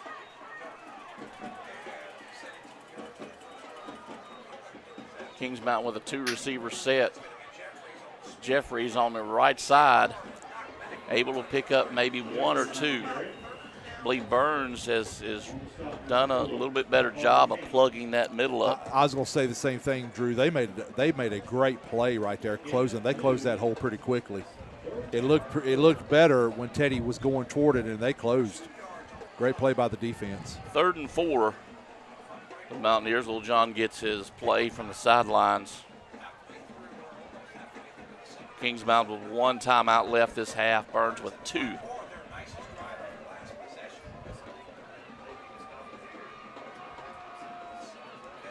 Fakes the handoff, looks for the man, Tipped ball. Yeah. and it was tipped.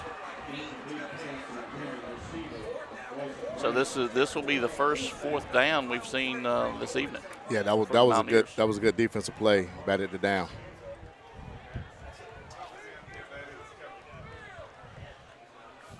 So the first time we'll get to look at the punt team.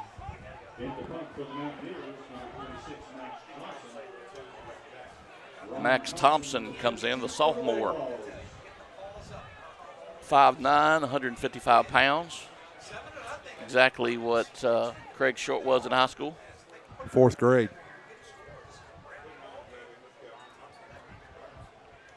And the ball's away. It's kind of a short kick.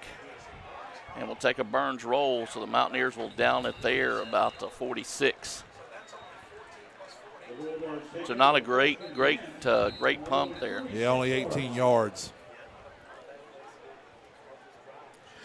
Yeah, it's like we're letting them hang around. Yeah, that's not good. We've had some momentum and Right. we've had some good drives, Right, and we've right. killed ourselves on the last 2. We have. Well, that interception, then turnover on downs, it's just like it has zapped. And again, Burns is still coming. And you can't let a team like this hang around. You need to put them to bed early. Have to. Is this an official's timeout? I believe so. It's not a TV timeout for us. Can be. I can step on the field with a red hat.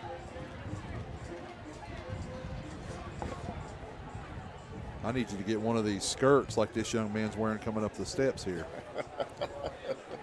Is that a hula skirt? I think it was. I'm good.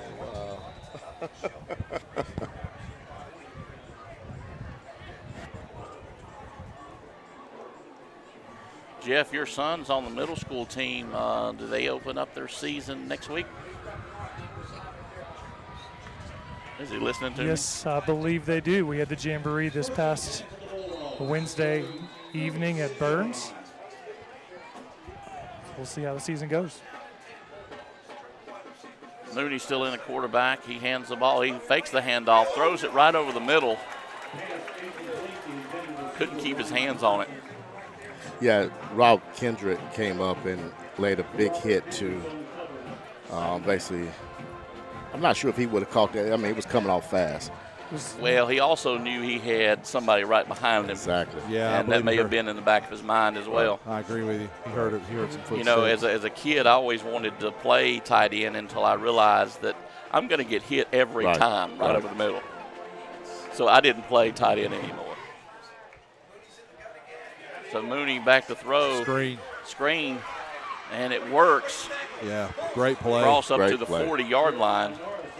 That's a play that both Shelby and Asheville's tried on us, but had failed to do. That's the first time I've seen it work against the Mountaineer defense. And I'll tell you, Drew, that's set up partly because of the pressure we've gotten on the other plays. Exactly.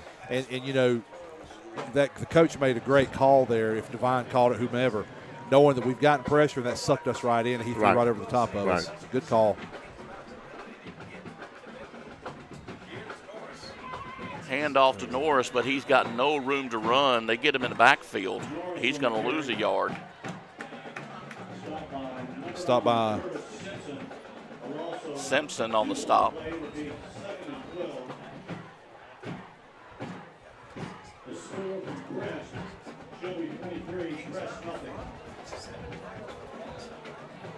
Jay needs to catch up with us there, Drew. He just now announced the score.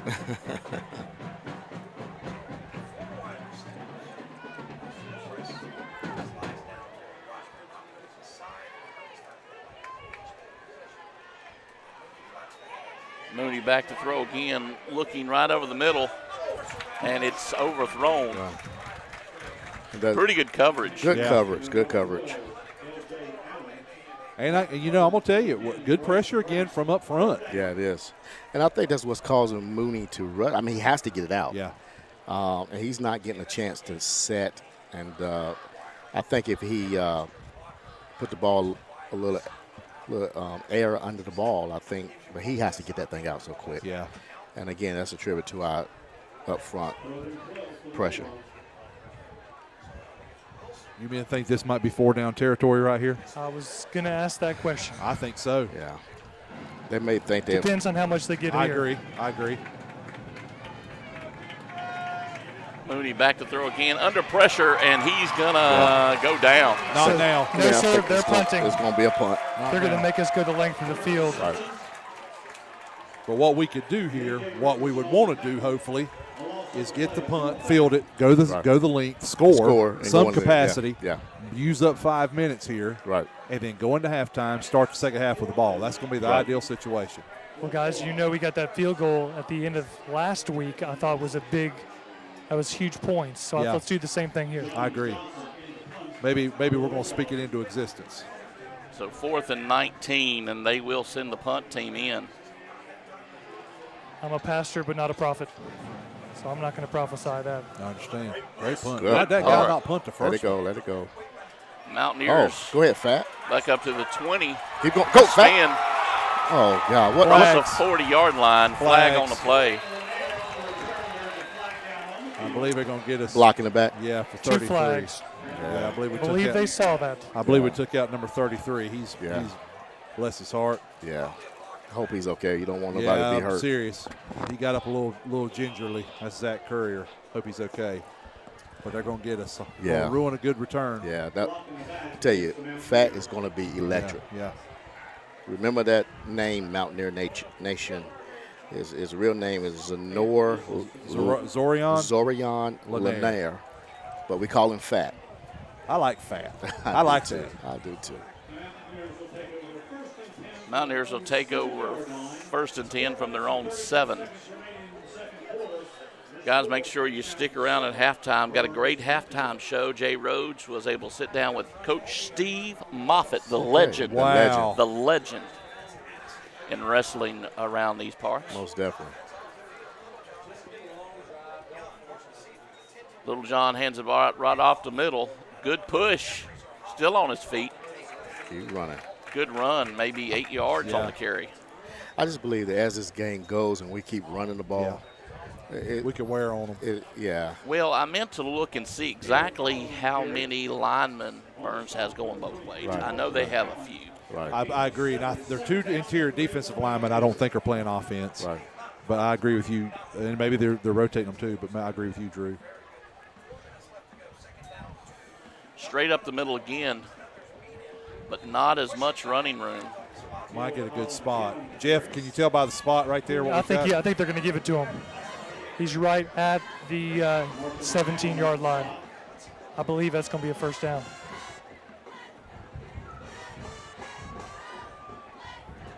Oh, they're gonna measure. I think he can see that, right? The guy on our first down. There we go. Okay. So 1st and 10 for the Mountaineers, 3:50 to go in this first half.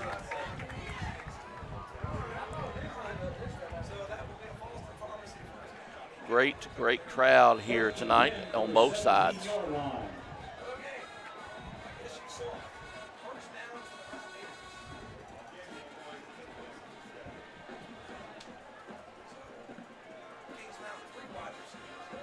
So 3 wide receivers, twin to this side. Little John looks to pass again, rolls out to the left. Nice. He's got a man open on his feet, across the 40, still on his feet. Run out of bounds finally. I think that was designed to be a comeback. It was. And excellent design, play, pass, catch. Now we've got something to work with. We've got some room. Right. So it opens up the playbook a little more. Right.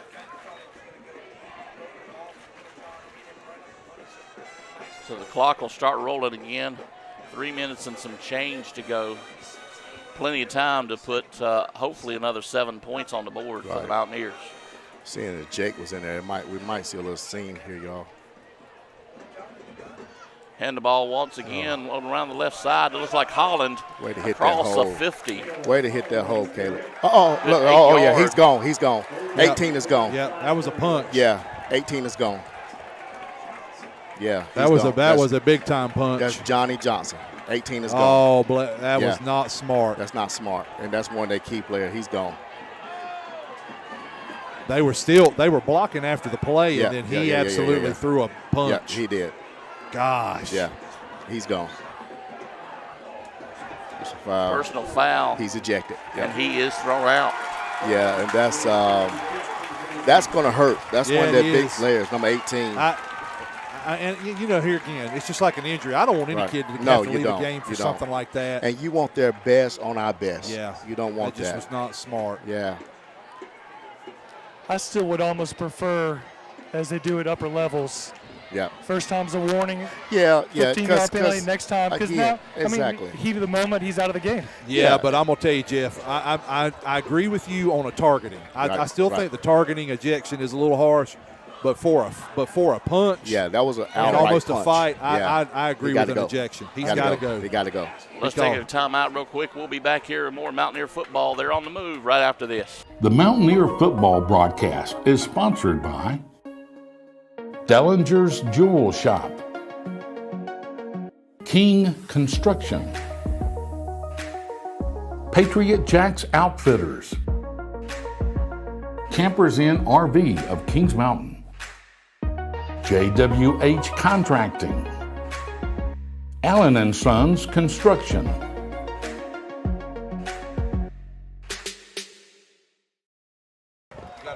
So Mountaineers will take over 1st and 10 from the Burns 35-yard line. And I'm sure both head coaches talk to their players about, what you need to do to stay in this ball game. I agree with you, Drew. That's what Lamont and I were just saying as we came back live. Yeah. It's critical to maintain composure. Right. Because on either side. Yeah, I agree. Right. That's what I'm saying. I mean, you don't want things to get out of hand. And we're on a bye week, but that would be whatever we play the next game. We don't want to lose any players to ejection. Exactly. At all.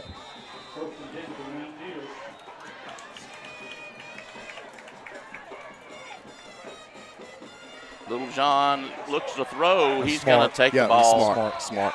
And take the sack. Smart. Great pressure right there by Marshall McGowan. Yeah, that's nothing he could have done. No. He didn't have a lane to run in right there. So just eat it. Yeah. They beat us on that play. Right. So what's the rules in high school? Let's say he had turned and threw it at Jeffrey's feet.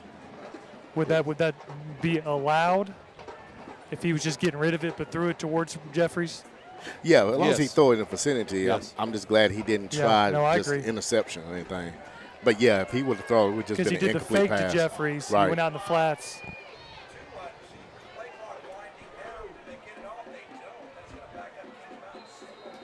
So another flag on the play. No, we called timeout. I think that was designed. Yeah. I think Coach Lloyd was looking to see how they lined up right there to see what they were going to give us in that So formation. the Mountaineers will use their final timeout. Burns still has 2. We'll take a step away. We'll be back with more Mountaineer football right after this. Right. The Mountaineer football broadcast is sponsored by Dellinger's Jewel Shop, King Construction, Patriot Jacks Outfitters, Campers Inn RV of Kings Mountain, JWH Contracting, Allen & Sons Construction.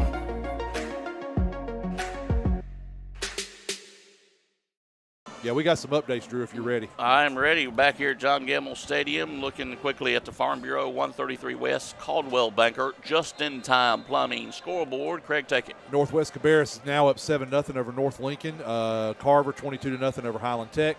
South Point at the half 35-0 over RS Central. 7-7 Freedom and Forest View. 27-7 West Lincoln over Ford. 14-13 East Gaston over Stuart Kramer. 13-0 East Lincoln over Lincoln.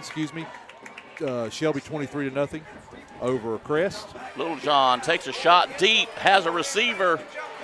Jump ball. Looks like Burns may have come up with it. No, he dropped it. Yeah, he dropped it. That was played well. Yeah, it was. 37-8 Chase over North Gaston.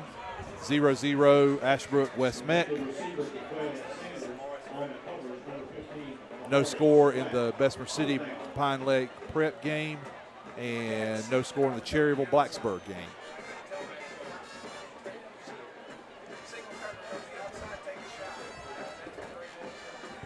So 3rd and 17. Do you take another shot here? A minute and a half left to go. No, I don't think he'll take a deep one. I think he's going to go for 2 plays here. Right. I believe. See what he can get. Little John back to throw again. Has a receiver, and he catches it. That was a great catch by Bryson. And he had to throw it over the defender's head. Still short, so what do you do here? He'll go for it. You know we got to go. He'll go for it. I think Greg's we're too far out. Well, 4th and 3. We could kick this field goal. This is in Jaden's range, sure but is. He's going for this for the first down. 4th and 2. The big set comes in. Burns called a timeout. Yeah. They weren't and ready. Burns will call a timeout. And so will we. We'll be right back right after this. The Mountaineer football broadcast is sponsored by Brinkley Financial Group, Flooring America, Dr. Brad Moffitt and Carolina Chiropractic, Butler's Outdoor Design, The Venue at Turkey Ridge,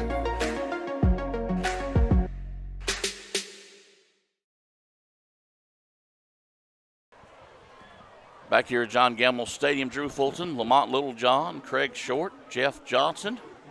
Mountaineers look to go for it before the timeout. 4th and 2. A minute and 41 seconds left to go here in this first half. Make sure you stay with us at halftime. We've got Coach Steve Moffitt was able to sit down and give us his fine wisdom on Kings Mountain. The Mountaineers right up the middle. He's still on his feet. First down. Yeah, we got it. Yep. They've got him spotted on the 25, Jeff. So are we good there? Yes, we're good. It's first down. They've got both. Yeah.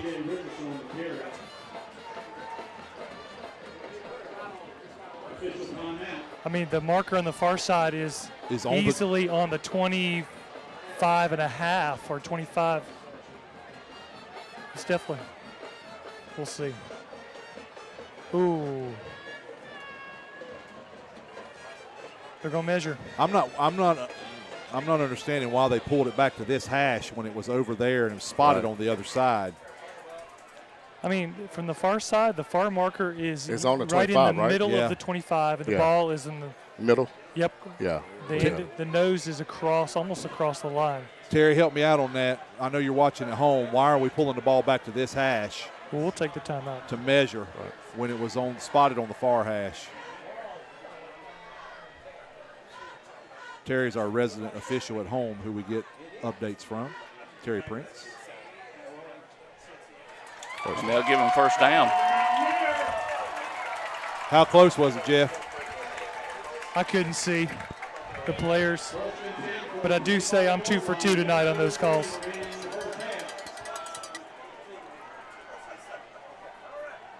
It's the best. And the Mountaineers will keep their big set in.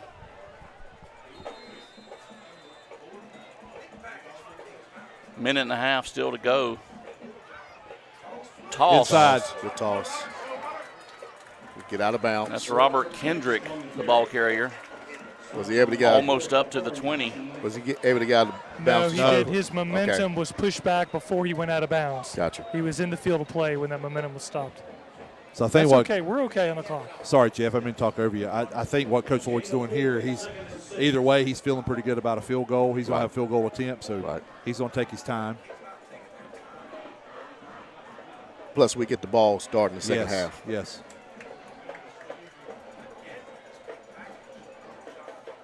Little John rolls out to throw, and no time to throw. Wow, what a hit. Burns lays a good hit on Lamont Littlejohn. Wow. He was there fast. Yeah, he was. That was a great play. We got one play here before a field goal. Yep. They don't have to be a quick field goal unless it's an incomplete pass. Right. So we'll call it 3rd and 11.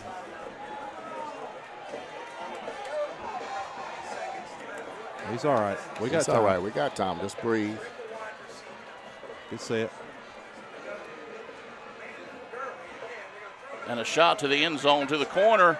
He's up. He was there. And no good. Field goal. And Zay was wide open. Yes, he was. Yeah, I saw that. And you called it. Jaden Ellis goes in with a field goal team.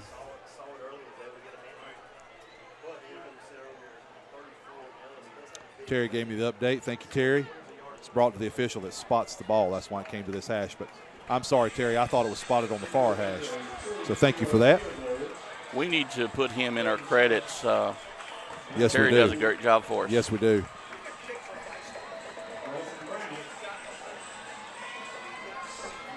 Jaden Ellis will attempt this field goal.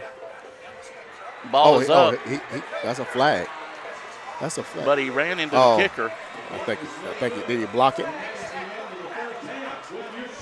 I don't know. He might have got a piece of it. Yeah. But he rolled up on his ankle, though. We've missed some opportunities to score, Yep. man. We've left some points out here. Right. Guys, we'll take a break and we'll come back with the halftime show. Stay tuned with us. Steve Moffitt will be our halftime guest, and then we'll talk about this second half coming up. Stay with us. We'll be right back after this. The Mountaineer football broadcast is sponsored by Dellinger's Jewel Shop, King Construction, Patriot Jacks Outfitters, Campers Inn RV of Kings Mountain, JWH Contracting, Allen & Sons Construction, MHS Sports and Kings Mountain Touchdown Club Halftime Show with your host, Jay Rhodes. The halftime show is sponsored by and On Cue Financial, Butler Tire and Auto, Audio Video Designs, KM Elite,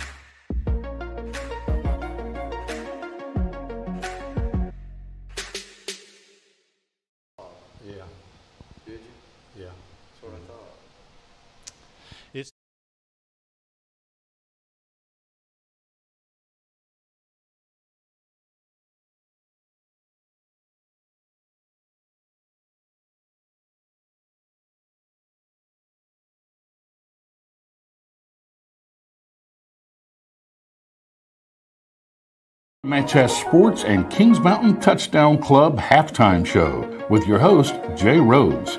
The halftime show is sponsored by and On Cue Financial, Butler Tire and Auto, Audio Video Designs, KM Elite,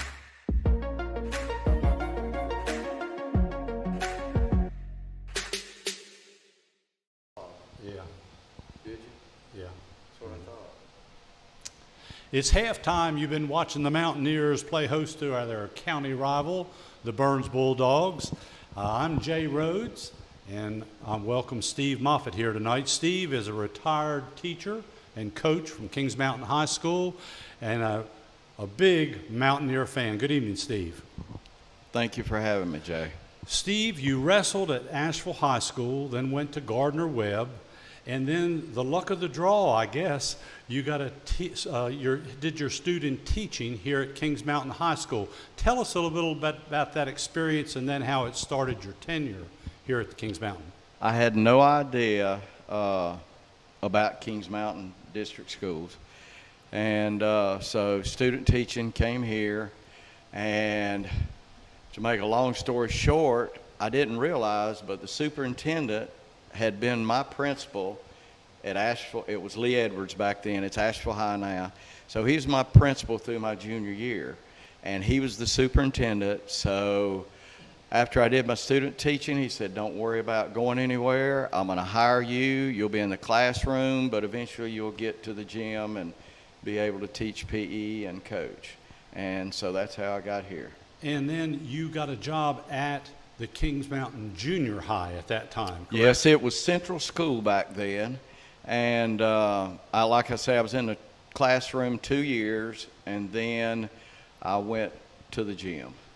Now, after about 2 years, then you started the wrestling program at the junior high, correct? Yes. The junior high had no wrestling program at all, but they did have a high school program. And tell us a little bit about how that kind of set the tone for your experience at Kings Mountain High School. Well, nowadays probably PE, you probably couldn't do this, but we would run tournaments for the school when they were 6th, 7th grade, and we would run tournaments for some months, and then the students would get to come into the gym. You'd have championships. Then you would have 7th grade champion against 6th grade champion. I mean, it was, and the kids loved it. And then we started a kids club. It ended up being the largest kids club in the state before we folded it. But yeah, and then so Phil Weathers, he was there. He came in and he helped me. And so once he started.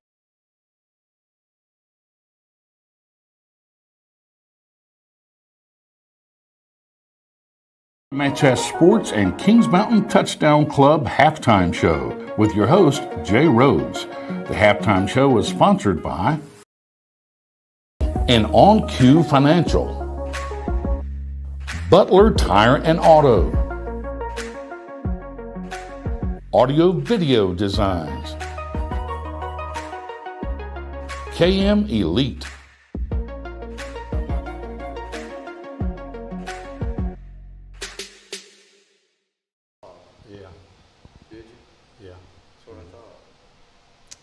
It's halftime. You've been watching the Mountaineers play host to their county rival, the Burns Bulldogs. I'm Jay Rhodes, and I welcome Steve Moffitt here tonight. Steve is a retired teacher and coach from Kings Mountain High School and a big Mountaineer fan. Good evening, Steve. Thank you for having me, Jay. Steve, you wrestled at Asheville High School, then went to Gardner-Webb, and then the luck of the draw, I guess, you got did your student teaching here at Kings Mountain High School. Tell us a little bit about that experience and then how it started your tenure here at the Kings Mountain. I had no idea about Kings Mountain District Schools. And so student teaching came here, and to make a long story short, I didn't realize, but the superintendent had been my principal at Asheville. It was Lee Edwards back then. It's Asheville High now. So he was my principal through my junior year, and he was the superintendent. So after I did my student teaching, he said, don't worry about going anywhere. I'm going to hire you. You'll be in the classroom, but eventually you'll get to the gym and be able to teach PE and coach. And so that's how I got here. And then you got a job at the Kings Mountain Junior High at that time, correct? Yes, it was Central School back then.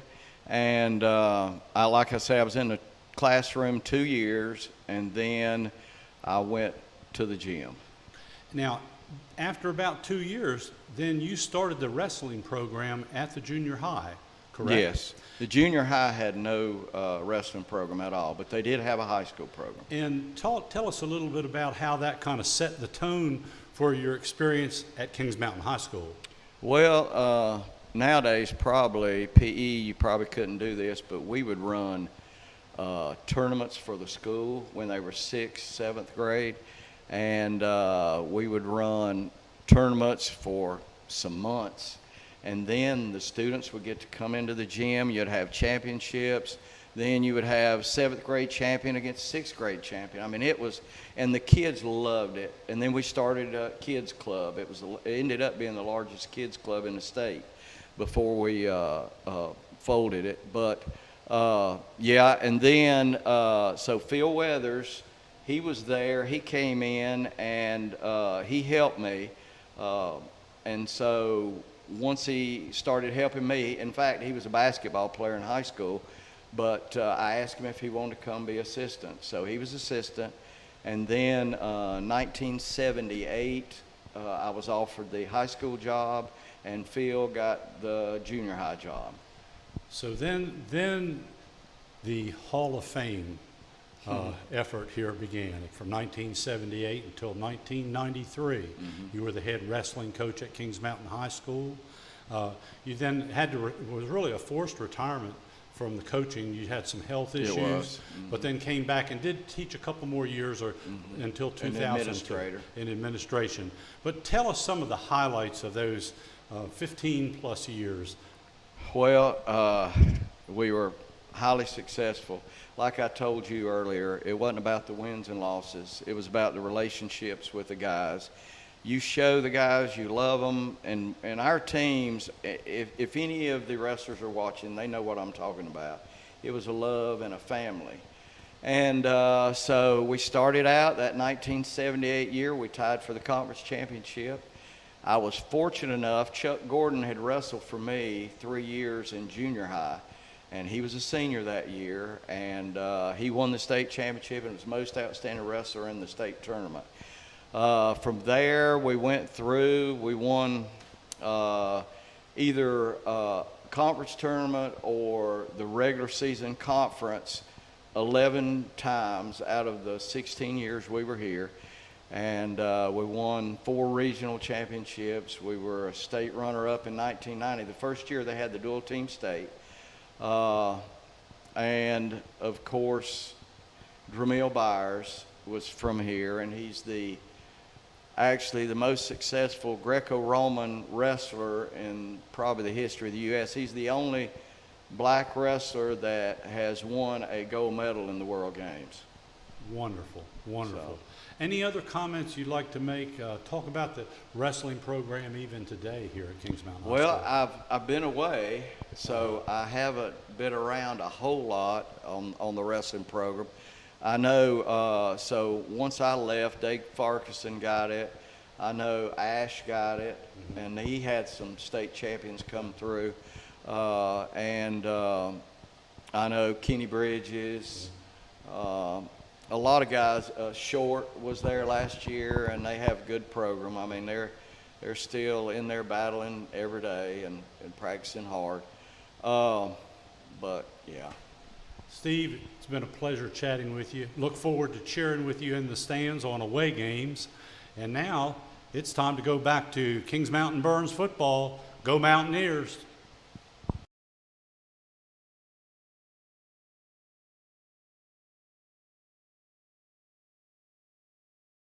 The halftime show was brought to you by the following sponsors: Ben Engel and On Q Financial, Butler Tire and Auto, Audio Video Designs,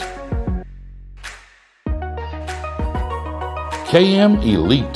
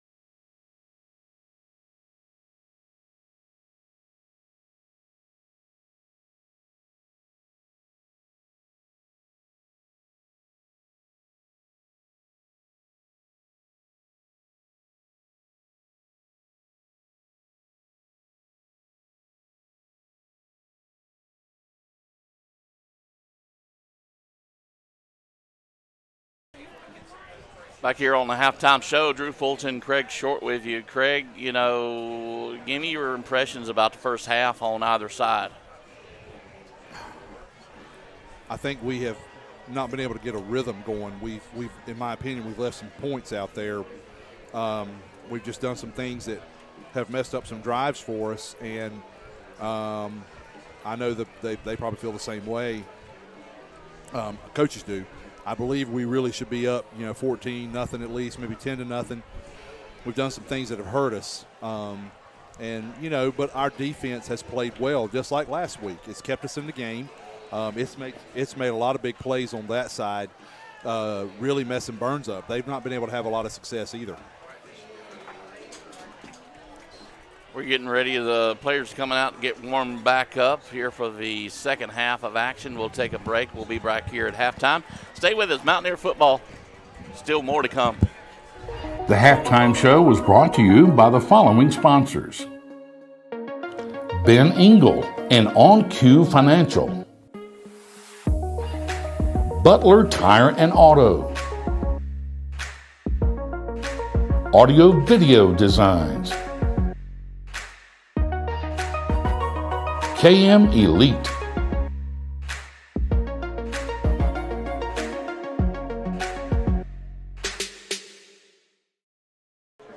Mountaineer football, Kings Mountain leads 7-0. Lamont, we talked about a second ago, me and Craig talked about, what we saw in the first half. Give me some positives for Kings Mountain. I think we moved the ball well. We just got to finish. We got to score, whether it's touchdown or whether it's a field goal. We had the interception, and then we had a turnover on downs, and then what we had at the end really looked like he got a tip of the ball on the field goal attempt. But again, we have been our own worst enemy. Now, I don't want to take anything away from Burns, but their DBs are tall. And you're looking at one DB, L.J. Allen, he's 6'4", 6'5", and the other DB is 6'2", I believe. Number 15 is Kahari Surratt. He's been out there. They got him listed at 5'10", but he looks much bigger than number 6, Quay, who we have listed at 6 foot. But they've been playing us well. They're playing the pass well. They're playing the deep ball well. We just got to settle down. But I know Coach Lloyd them made some adjustments. We didn't show them everything in the first half. Well, and it's frustrating too because we are moving the ball, like you said, Lamont. I completely agree. Right. We've had success moving, but it's like when we get to a specific spot, like in that case, we got inside the 20, right, and we just made some mistakes. Right. I know we didn't mind kicking a field goal there, but it forced us to a field goal because we made some mistakes. Exactly. We've got to eliminate that stuff. We had penalties, different holdings, legal motion shifts, just stuff that is what you call momentum and drive killers. I agree. It's almost like we're seeing a repeat of last week where we can't get out of our own way. But I told Drew before you got back on air, our defense, though, has kept us where we need to be and kept us in the game. Right, exactly. This first drive, we get the ball. That's a good thing. But this drive is crucial. Yes, I agree. We got to have some type of score, whether it's a field goal or a touchdown. We got to have some type of score on this first drive to really get our momentum back up, get our sideline back energized, and again continue to put doubt in Burns. I don't like this 7-0. No. It's too close for Burns. Well, guys, let's take our last break here on the halftime show. We'll come back with some scores from around the area and the kickoff for the second half of this action here at John Gamble Stadium. Stay with us. More to come right after this. The halftime show was brought to you by the following sponsors: Ben Engel and On Q Financial, Butler Tire and Auto, Audio Video Designs, KM Elite,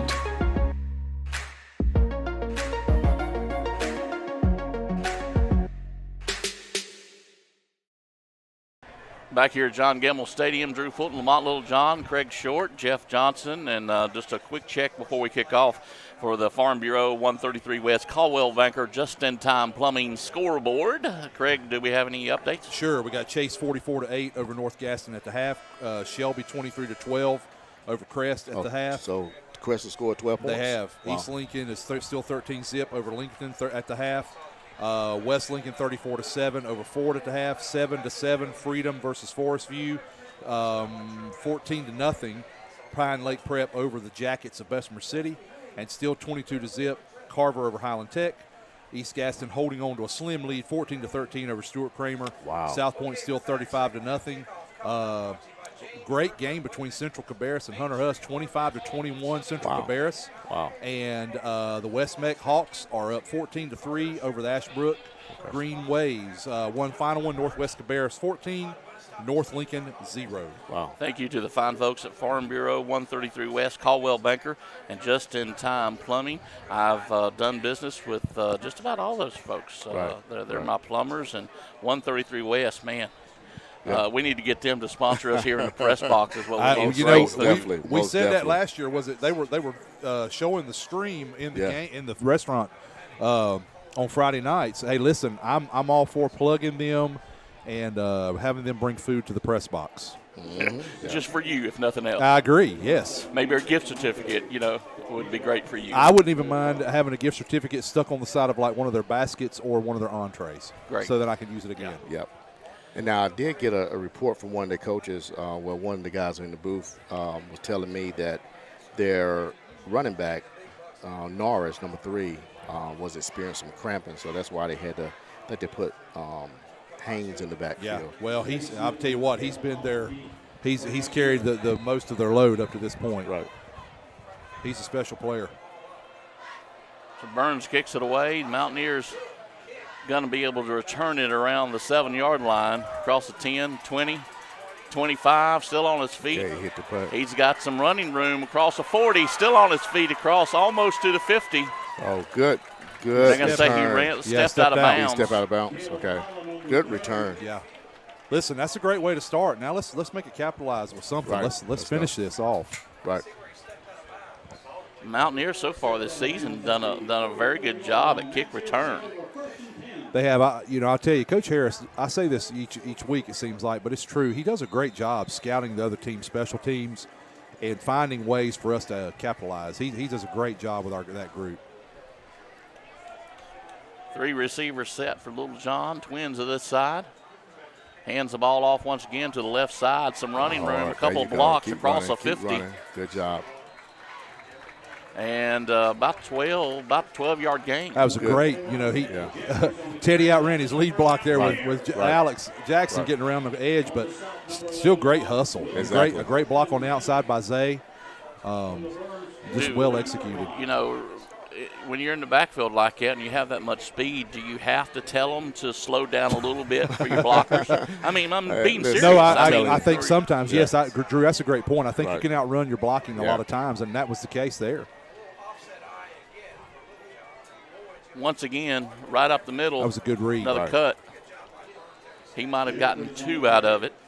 And the good thing, y'all, we're getting positive yards, but this is a major drive. We have to do something this drive. I agree. We've got to finish. Yeah. I'm with you, Lamont. Yeah. Positive yards is great. Right. But we got to finish. We've got to finish drives. Got to finish. Burns is explosive enough. If you let this game stay close, they've got a shot. Exactly. We can't let them stay close.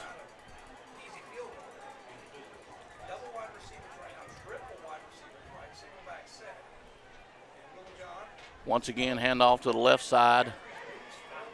Jeffries again. Nice. Great run. Almost up to the 35. That was power right there from Teddy. It was. They had him twice in the backfield, and he got through. And so it puts us in a good favorable about 3rd and 4. This is where we want to be. Yeah. We don't want to have no 3rd and 9, 3rd and long.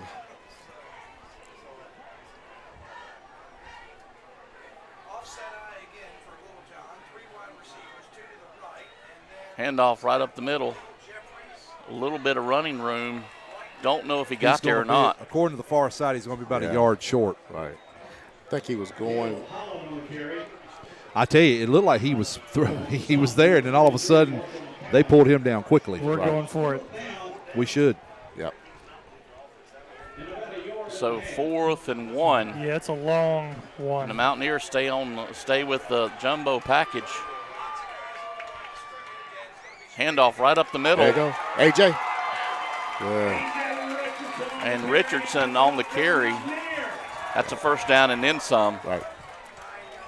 Man, that's the second time we've seen him on a 3rd and short, 4th and short. If they didn't pull that off. If they didn't have that shoestring type of tackle, that was touchdown. Yeah. When we talk about Jeffries with speed, I mean, and he's just power. Right, Yeah. he is. But I'm gonna tell you, he gets open. He's pretty quick. I mean, so it would have been nice to see him break one right there. Mountaineers trying to get into the red zone again. Follow Plenty it, of running follow it. room Good all the job. way across Good the job. 15. Good job. Now the difference there, you saw that run. He just waited. He was a little more patient. There you go. I think Teddy's going to become our power back. Yeah. And, of course, Caleb would be that, slash and dash? Yeah. Shake and bake. Yeah, I like that. Shake and bake. So they can call it Second second and and one. Right. It's about a half a yard. Yeah. Still got to finish. Handoff once again to the right side. behind They his see blocker. something there. Yep. If he would have stayed They're on the gonna pull him outside of the down. Alex, It's okay. It's a first down. Yeah, it's a good first down, but I think he cut up just a tad too soon. If he would have stayed on the outside of Alex, Alex had a great lead block right there. And I'm gonna speculate, Lamont. I don't know that he could see. I don't know that he Right. could see the outside. You're right. Honestly, You're right. That's a pretty wide thing to be behind Right. that. Right. Yeah, Alex there, broad Right. shoulders. But Right. hey, we'll take it. We got Yeah. the first down. Now, again, we got to finish. And I would keep running. They can't stop Yeah. us. And I was going again with this depth. There you go. And the ball with Jeffries right up the middle. Yeah, the big guy in the middle, man, he is a clogger. Number he is. 63, Maddox. He's a senior, 6 foot. Man, he's a load. He is. And he's a good player. I'm gonna tell you from up here, and He's they clocking it. may see something different on film, but it looked like to me Teddy cut back inside too soon. He did. I Keep going believe out. because he cut back to where Maddox was. Yep. Now his field vision's better than my upper vision up Right. here, but it looked like he had a Right. little something on the right side right there. Right. I think everybody's field of vision is better than yours is. You're right. It's not, With not his as- technology in the way. Yeah. I'm speculating. Jeff's boxes are blocking me. Good run. There Right you up go. the middle. Touchdown. There you go. That's That's what we needed. That's what we needed. That's a great start. Now Yes. let's get this extra point. Yes. And I think with the spread, they thought there was going to be Yeah, a pass. I agree. They thought it was going to be a pass. Great call. They thought it was going to be a pass because that middle was wide open. Ellis comes back in for the extra point. Good snap. Ball is up Good to see Ellis out there through kicking. the It is. uprights. So the Mountaineers lead it 14-0 over the Burns Bulldogs. We'll take a break. We'll be back with more Mountaineer football right after this. The Mountaineer football broadcast is sponsored by Dellinger's Jewel Shop, King Construction, Patriot Jacks Outfitters, Campers Inn RV of Kings Mountain, JWH Contracting, Allen & Sons Construction.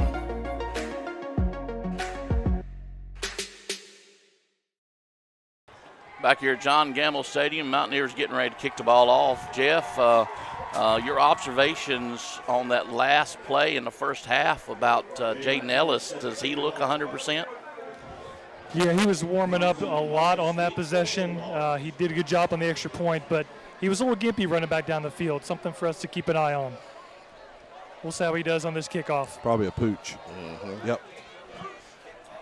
And it is a little pooch around he calls for a fair catch around the 24. They're going to say he called for a fair catch. He's acting like he didn't. Right. LJ Allen. He had a lot of running room. Yes, he did. He did. Our guy blew it dead on this side over here, Yeah. and he's looking confused. He's like, I didn't watch him give a signal. I was I watching think the we're ball going to in the air. re-kick for some reason. Yeah. But Maybe they didn't blow the whistle to kick off. Okay. I didn't watch it until it got to him because I was seeing how Jaden Yeah. looked on the kickoff because I know he got hit in that last Right. field goal at the end of the half. And Jaden is tough, man. Oh, he's tough as nails. He's tough. I remember they played at the City Park in Shelby, and him and his brother Chase. I mean, they are some tough kids. Hey, I'm going to tell you something. My oldest son, Cooper, came through that City Park group. Yeah, that was man. a great I'm football telling you, division. It was, and it still is, man. I think they're now mixing in with the county and Yeah. stuff in there. So And another pooch kick, a little bit deeper this time, around the 11-yard line, some running room. He's going to cut inside, looking for a block or two, they're going to pull him down at the 20-yard line. I'm going to tell you, that was set up well by was. Xavion Wilson. Yeah. Getting down there and forcing him back around, and it was finally cleaned up at the end by Rodney Unash. But I'm telling you, we had great coverage right there. Yeah, we did. So 1st and 10 around the 21, 22-yard line. If you believe that you've lost keys, we've got a set of them in the visitors' concession stand. If you've lost your car keys, the police have a set of keys in the visitors' concession stand. Thank you. Ben Mooney call out the signals for the Bulldogs. And he drops back to pass. Under pressure, the Mountaineers are all over him, and they throw him down. Fumble, touchdown. Touchdown, Mountaineers. There it is. That defense. Scoop and score. Yep. And Big. And Mooney's going off a little gimpy. I hope he's okay. I hope he is too.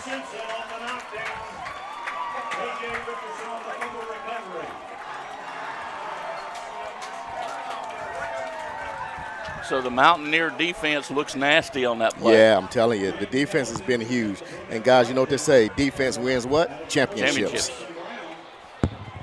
Was that Curtis Simpson on It the was pursuit? Curtis Backside. Simpson. Wow, that young man's having a great season. Number 9, Curtis Simpson. Again, we just relax. He has. Come on, okay. Jaden Ellis in to kick the extra point. The ball is up. It's good. And it is good. The Mountaineers lead at 21-0 here in the 3rd quarter. We'll take a break. We'll be right back right after this.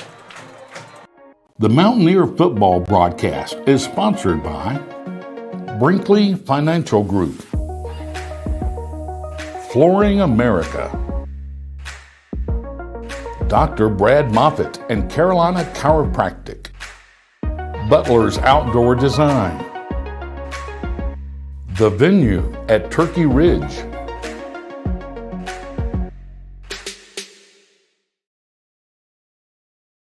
Back here, Mountaineer is able to put up a defensive 7 on the board.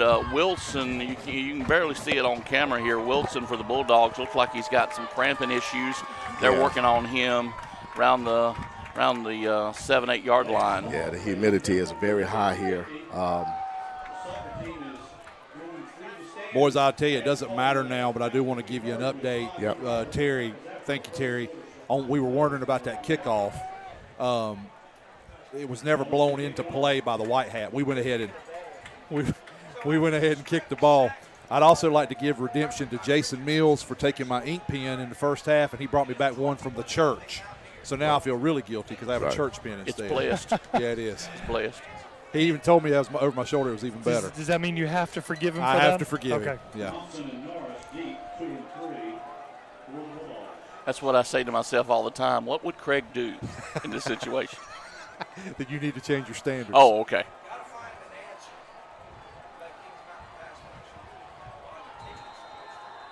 We get to whistle this time. We waited. Jaden Ellis kicks the ball off, and he kicks it deep. Oh, yeah. And into the end zone. I believe he's okay. Yeah. So 1st and 10 from the Bulldogs from the 20-yard line. Yep.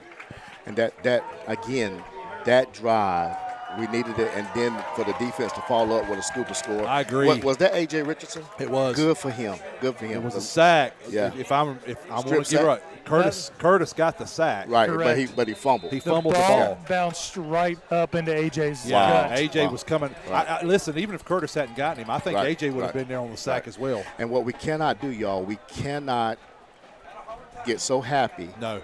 We got to keep coming. Yeah. And they'll go back to the run game. Some running room up the middle, almost up to the 30-yard line. I'm telling you, they have found something. They have found something in the middle, and they're doing some good blocking. Unash is the middle linebacker, and whoever's blocking him is clearing him out. Yeah. And they're doing an awesome job there. I think, again, Michael Ward is still not 100% healthy. The offensive linemen are allowing them to get to the second level, allowing running back. Most definitely. He's just shifty. He's getting through. Handoff over on the left side. maybe about 3, possibly 4 yards. I will say, Lamont, to your point, I was watching UNash on that play. He made a great read. Yeah, he did. He ended up making the tackle. Right. He got through all the trash, but I just noticed right there. I mean, that they're sending a lot at him. They are. That's what I'm saying. Yeah, they're centering in on our middle backer, which they're supposed to at times. Exactly. I was wondering how you got two people coming at you every time. Yeah. He made a great play there. He fought through both blocks. He sure did. He's improved every week. He has improved especially on special tremendously. teams. Yes. He was Special Teams Player of the Week last week. And so he's huge in the middle. So. He's a great asset. Yeah. Good and a good kid. And he played well last year on JV. Yeah. Mooney hands the ball off again, left side, cuts up the middle. Might have gotten another 2 or 3 out of it. And that reminds me, make sure you tune into the coaches show for the Patriot Jacks Player of the Game. We will not have a coaches show because it's a bye week, Labor Day weekend, and we will follow up the Monday before Hunter Huss. Okay. Which is homecoming. It is. It is. We got to get off the field here and give up a big play. Mooney back to throw, a little bit of time across the middle.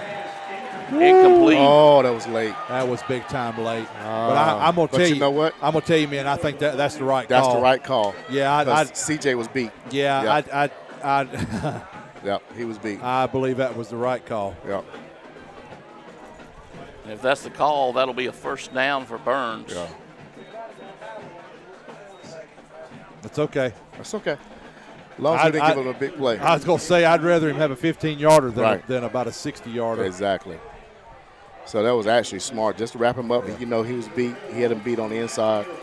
We'll regroup right here. Right. 1st and 10 from the 49. Mooney looks to throw again. Under a little bit of pressure, throwing it deep. Okay. Did he catch it this time? No good.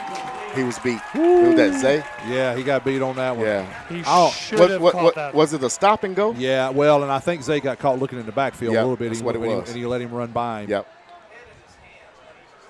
That young man over there is going to really regret that one. And that's the first time Mooney really had some time to throw. I agree. And it was thrown well. Yeah.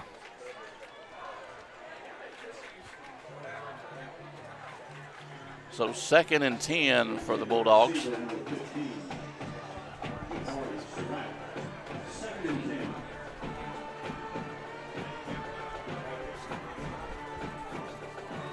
Mooney rolling out under pressure, tries to find a receiver right across. Intercepted. Mountaineers. Oh, no. He said hit the ground.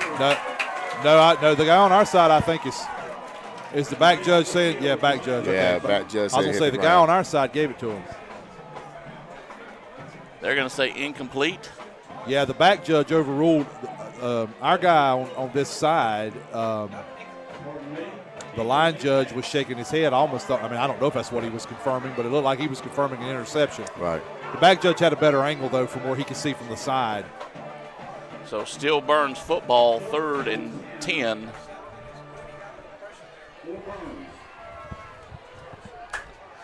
We got excited there. We did. We just got to get off the field right here. Still 3rd and long. Yeah, we just got to get off the field right here. It was like a little stop and go right there with LJ, and we was on him. But again, that was a good play by Bryson. It looked like when he went down, he probably just bobbled the ball and hit the ground. Here comes pressure. Mooney back to throw, finds a receiver. Not sure if he held on to it, but it's still way short. Yeah. Incomplete. Yeah. So 4th and 10. Burns down by 21 here in the 3rd. Yeah, I think they're going to have to go for it. I don't. Do you think they'll punt here? With I 5 minutes. I don't think so. Well, look like they are. Maybe he's going to try to pin us. Yeah. I'm going to tell you, this is a tough call for them because you're in no man's land. You really don't know. And you don't want, with the momentum, you don't want to give us field position. I think I'd they can't let 18 punt. He got thrown out of the game. Never mind. Right. There's a lot of time left. Yep. And we have to just make sure, just don't run into him. That's it. Pretty good punt. And it's going to take a roll. Mountaineers are going to give it a shot, returning it. Misses one, Pat. 2, 3. Good job. Around the 22-yard line.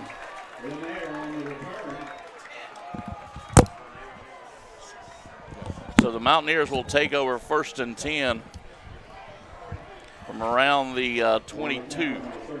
Yeah, I was Lamont, just telling. he's special. Yes, sir. He's special. Yes, he is. I'm telling you. Was that Fat? Yes, Fat. Remember him. I wasn't watching that Yeah. part. Unfortunately, I was watching the blocking. Well, not Right. unfortunately. Right. And we got we had a couple of young men do some late things there that we got. Yeah. I mean, not terribly, but You got away with it. yeah, we did. I'm not gonna call anybody out. Little John hands the ball Cut off inside. once again, Yep. cuts inside, meets the Bulldogs. Might have picked up 2 on it. And that number 4, I think Haynes, he just committed to Appalachian State. So again, they got a couple who are D1 players on here. So this Burns defense, this Burns team is legit. They are. They got some studs.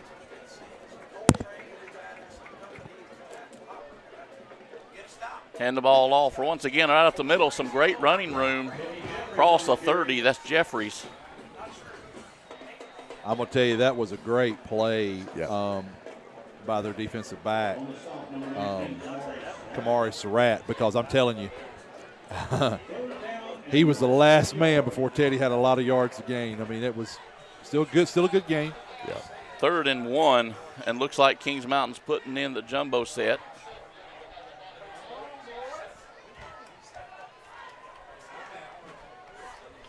Yeah, we're good. We still got 12 Got 12 seconds. We're seconds. good.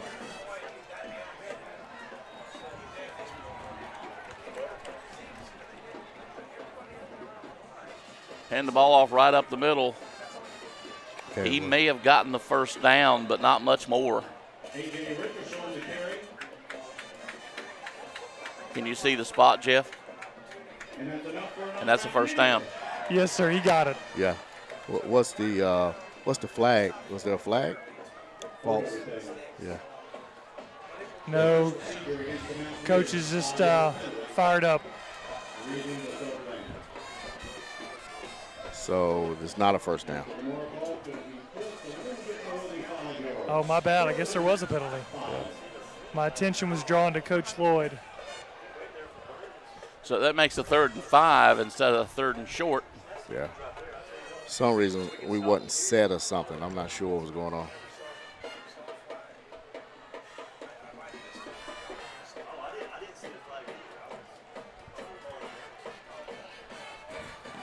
Still with a jumbo set out there. And they trying to draw Burns Yep, got off it. sides, and they did it. So we go right back to the same spot, right? Yep. Is this the first time we've did a no play. Yeah. this year? I'm shocked. I'm shocked That's one of too. Coach Lloyd's favorite plays. Remember, we even got the thing where we do the He used to shift over. Yeah, We've not done that in a while. No, we haven't. He used to also love to what he calls special no play, where they break the huddle real fast and Right. run up and do it. Right. That was one of my favorite calls by him. Now that I've said it, I might speak it into existence. Right. He may do it again. Hand the ball off once again right up the middle. We got it. Depends on the spot. He got it. First down.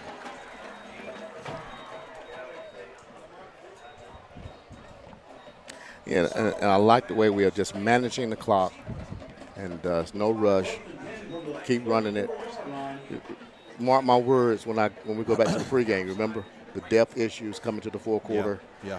But I would love for us to have a score here to somehow really put some doubt in Burns' minds. I think Coach Lloyd is probably thinking, too, he's going to eat this quarter Oh, if yeah. he can. He's smart.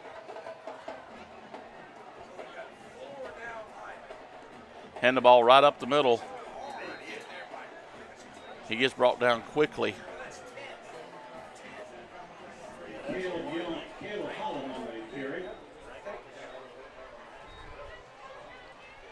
Holland, the ball carrier, picks up about 2.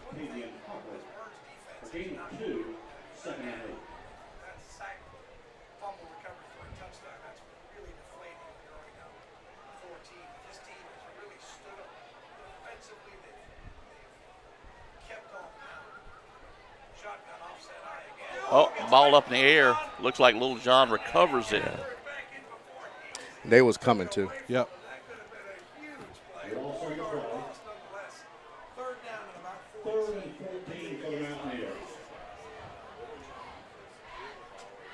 That was a good recovery. It was high, and that could have been a scoop and score.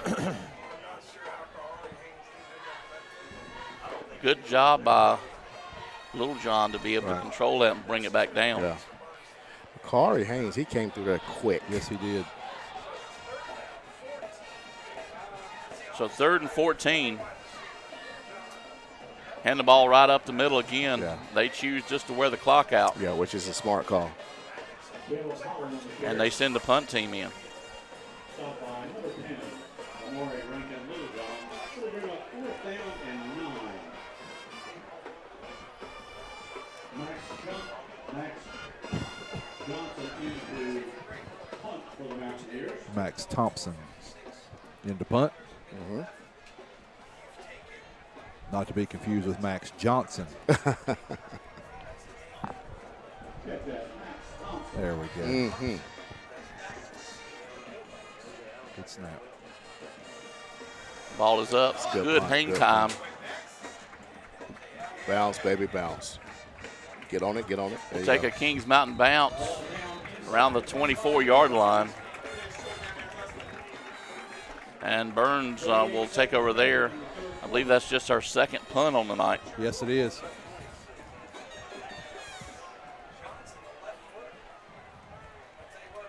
Well, I believe Max Thompson's a lot happier about that punt than the first one. Excuse me. I need to clear my throat in the microphone. I've done that twice now. I apologize. So the Kings Mountain defense will come out and try to tighten the noose a little bit more. Mooney back to throw. He's under pressure. Looking, I believe, for the screen. Yeah. He was. But that was a good defense. It was That great because I'm going to tell you coverage. what they did right there, too, is they're trying to get Norris out in the screen, but he got caught up in the trash. He couldn't get free. Right. We did a great job covering that one. 2nd and 10. As Ben Mooney looks to get the signals from the sidelines. 4 receivers.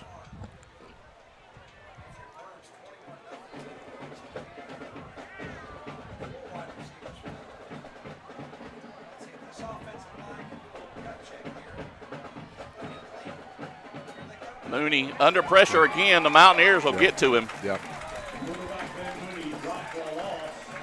That's a great pressure. Not much time Great in the pressure. pocket. No. And he'll lose 5. And I think with Ben now, he's just want to protect himself. Yeah. I'm surprised that, and then maybe they don't, maybe they can't at time. I'm surprised they're not trying to move the pocket more. Right. Because I can tell you that the couple times they've had some success, they've moved the pocket. They have. And they can't handle our pressure right now. No, they can't. And I mean, we need. I mean, I'm thinking that's what they're. I mean, I would think that's what they try to do. So we go to the 4th quarter, guys. And that'll wind us up. We'll go to the 4th quarter. Okay. We'll come back with more Mountaineer football right after this. The Mountaineer football broadcast is sponsored by Dellinger's Jewel Shop, King Construction, Patriot Jacks Outfitters, Campers Inn RV of Kings Mountain, JWH Contracting, Allen & Sons Construction.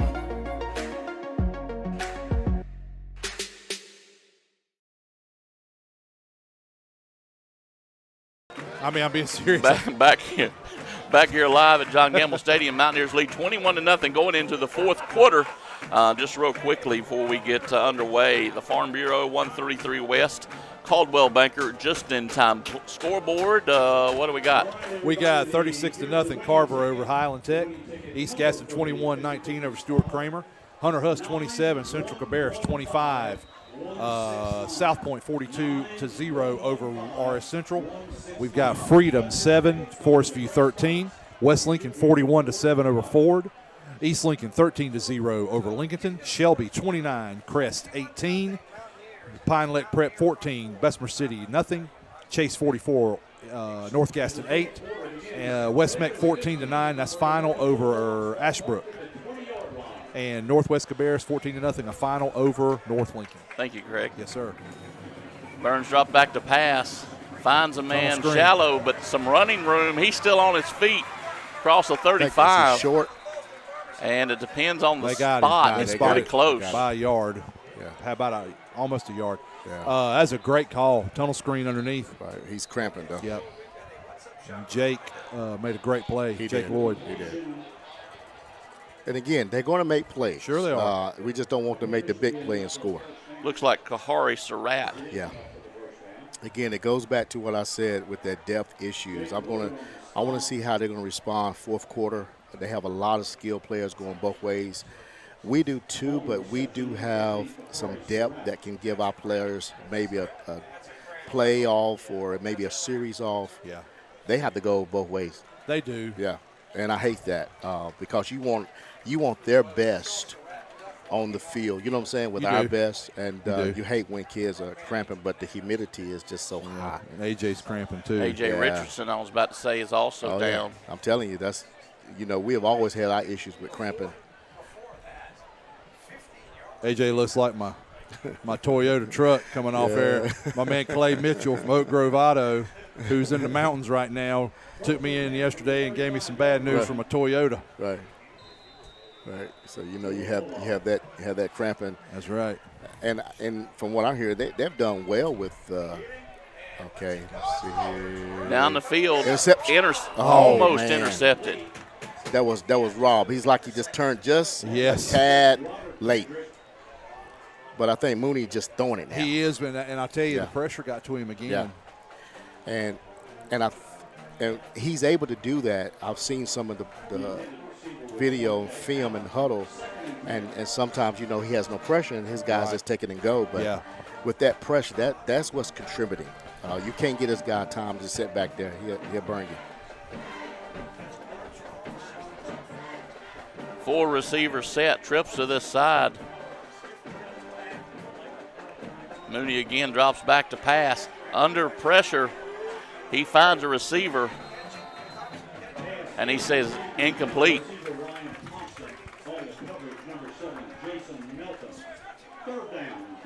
So 3rd and 10.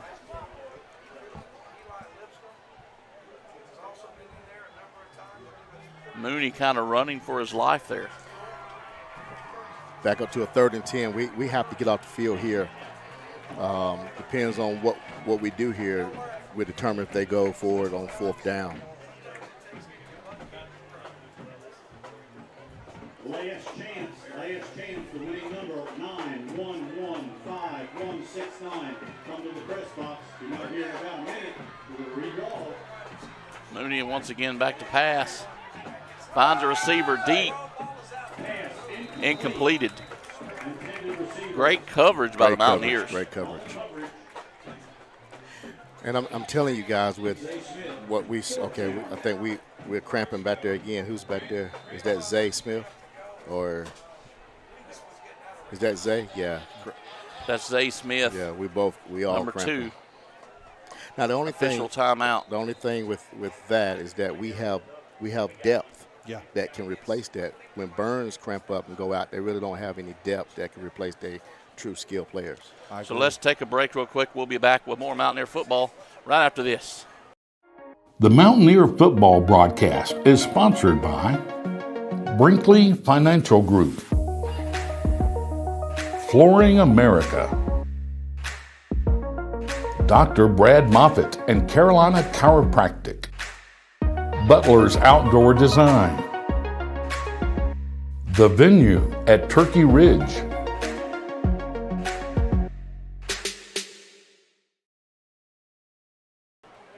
Back here to John Gamble Stadium, 11:32 left to go in this game. Mountaineers up by 3 scores, 2 offensively, 1 defensively. Yeah. Guys, to hold on to a victory here tonight, what's the key?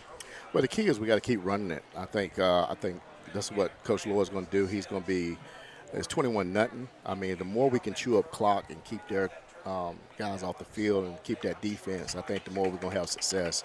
So I think that if there's any passing that if he does pass, I think it'd be like little short screens, a little quick outs or something like that. But again, the way our running game is doing, I keep pounding the ball.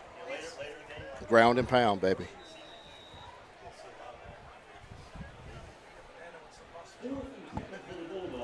Fourth and 10, and they look to punt.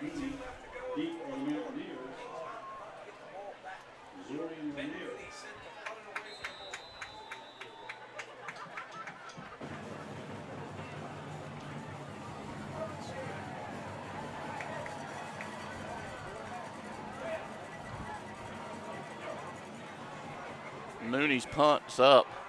Good high kick. Yeah, get away, get away, get away, get away. And we'll take a Kings Mountain bounce around the 32-yard line. Mountaineers will take over 1st and 10 from there.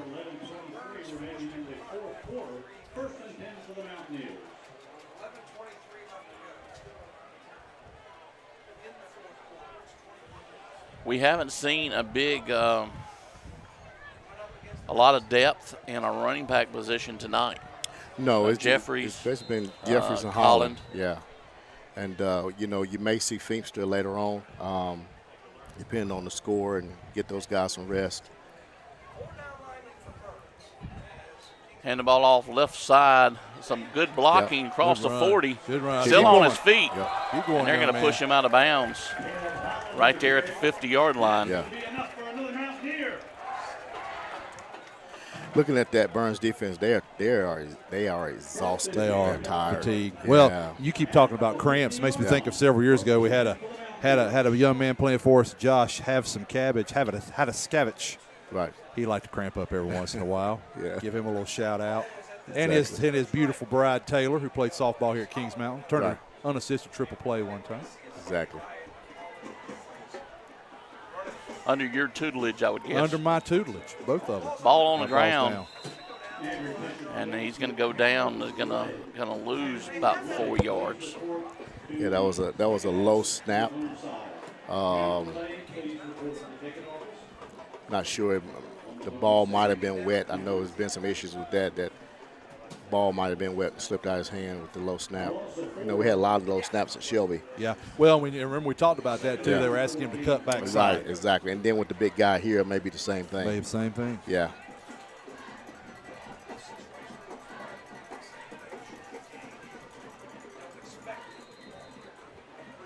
Timeout. Timeout, Kings Mountain. They'll take their first timeout, and we'll take a timeout too. We'll be back here with more Mountaineer football right after this. The Mountaineer football broadcast is sponsored by Dellinger's Jewel Shop, King Construction, Patriot Jacks Outfitters, Campers Inn RV of Kings Mountain, JWH Contracting, Allen & Sons Construction.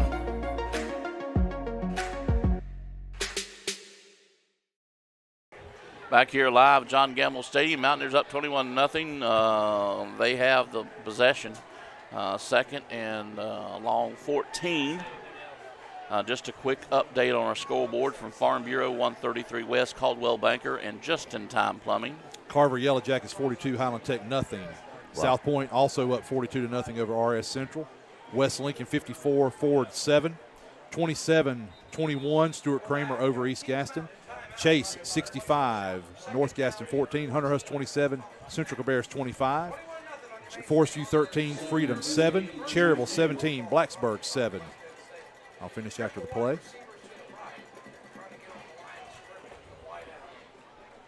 Little John looks over the defense, drops back, quick pass out to Sanders. Great play. Good play, good play. Great play by Sanders. East Lincoln 20, Lincolnton 0, Shelby 29, Crest 18. Final, West Meck 14, Ashbrook 9. Final, Pine Lake Prep 21, Bessemer City nothing. Final, Northwest Cabarrus 14, North Lincoln 0. Shout out to my son Cooper, Western Alamance. They're beating Eastern Guilford 28-26. And my good friend Andrew Howard at Berry Academy. They're winning 30-6 over Garinger.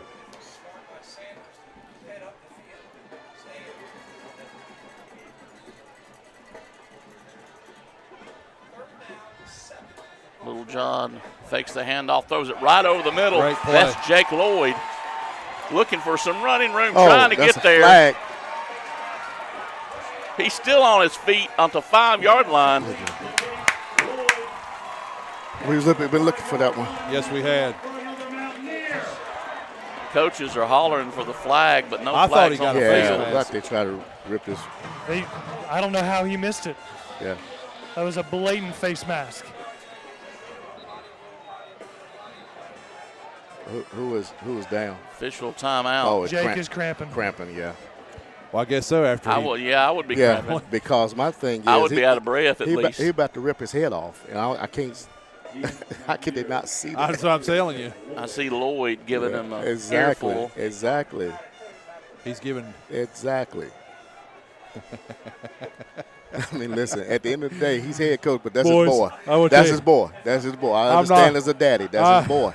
That's his boy. I coached with Greg many years, and there's lots of stories I can tell you about some of the stuff he said to officials. Greg doesn't. He doesn't cuss. He's not Right, disrespectful. right. He has said some funny things Yeah. over the years to some officials. That's what my son says. That Dad, Coach Lloyd don't cuss, but my God, after you get through with you, He'll cut you. after you get finished with you, yeah. I got to tell y'all a story off there about what he said about East Rutherford one night. It was fantastic. Guys, Labor Day weekend, we'll stay here for the action. Labor Day weekend coming up. Any big plans in the short household? Yes, sir. We're heading up to Lynchburg. The to see- Shorties? The Shorties are heading north All right. to Lynchburg to see little Lowry Inez, and we're going to watch college football all day tomorrow. She just doesn't know that yet, but she's going to be subjected to it. How about you guys? Lamont? Just laying around, man, and chilling. And my wife and I will be celebrating 23 years of marriage. So we're going to we'll be getting out of here next week. I lost the pool a long time ago. Right. So we had a plan. It was just right because it's the bye weekend. Look at that. And so, the same thing happened last year. So, Yeah. September 11 is and unfortunately, that's 9/11, but September 11 is our anniversary, so That's we'll be all able right. to get away next weekend. Good time to celebrate. We're going to go away next weekend, too. We're going to go up and watch Coop. Coop's, I told you, coaching at Western Alamance, Right. along with being a pastor, and Right. we're going to watch Western Alamance play Southern Alamance. Okay. Drew, what about you? Well, I get to stay home and watch the Fighting Irish. We're pulling for them.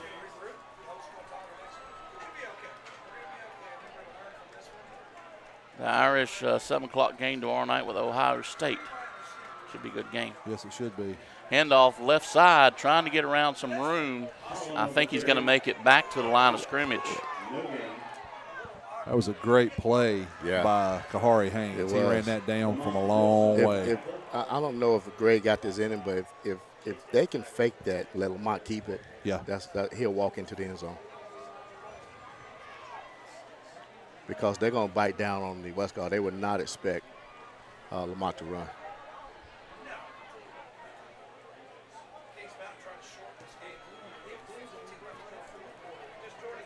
The official just Okay, dropped hold on, down. hold on. Whoa.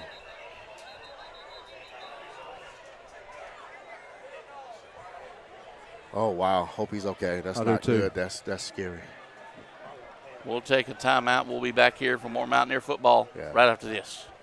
The Mountaineer football broadcast is sponsored by Dellinger's Jewel Shop, King Construction, Patriot Jacks Outfitters, Campers Inn RV of Kings Mountain, JWH Contracting, Allen & Sons Construction.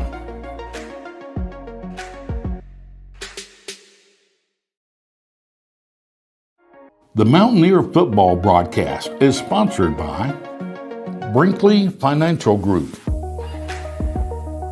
Flooring America, Dr. Brad Moffitt and Carolina Chiropractic, Butler's Outdoor Design, The Venue at Turkey Ridge. The Mountaineer football broadcast is sponsored by Dellinger's Jewel Shop, King Construction, Patriot Jacks Outfitters, Campers Inn RV of Kings Mountain, JWH Contracting, Allen and Sons Construction,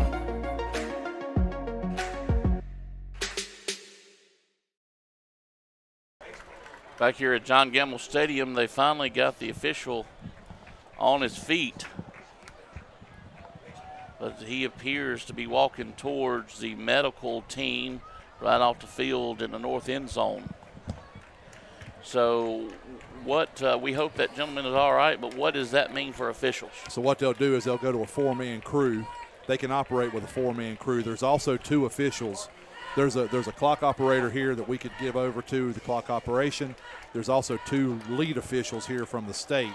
But what will most likely happen with this time of the game, they'll rotate to a 4-man and operate there.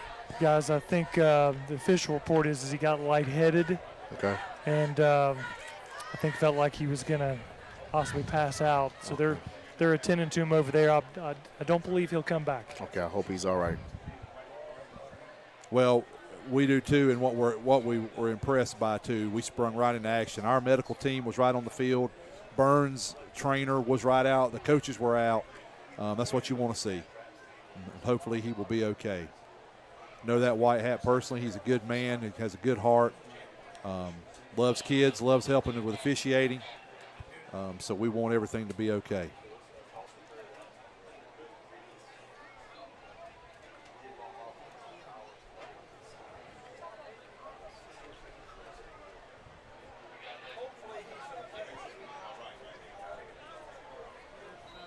So they'll blow the whistle and get this play started. 2nd and goal from the 6.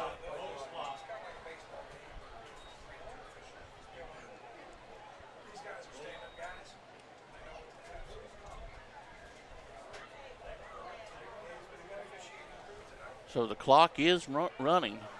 Yeah, they're gonna break it at a certain time. Yeah, they know they're going to break it at a certain time. No, it's okay. Kings Mountain has the jumbo package in. Handoff right up the middle on the left side, and he'll go down to maybe the 2 or 3.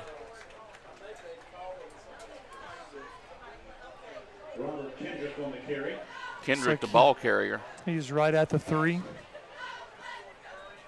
3rd and goal from the 3-yard line for the Mountaineers. So, guys, I would expect to see something very similar. Yes. Yeah, I could tell the way Lamont's walking back that he said, hey, Lower Pro said, take your time. Break it at a certain time and run this clock.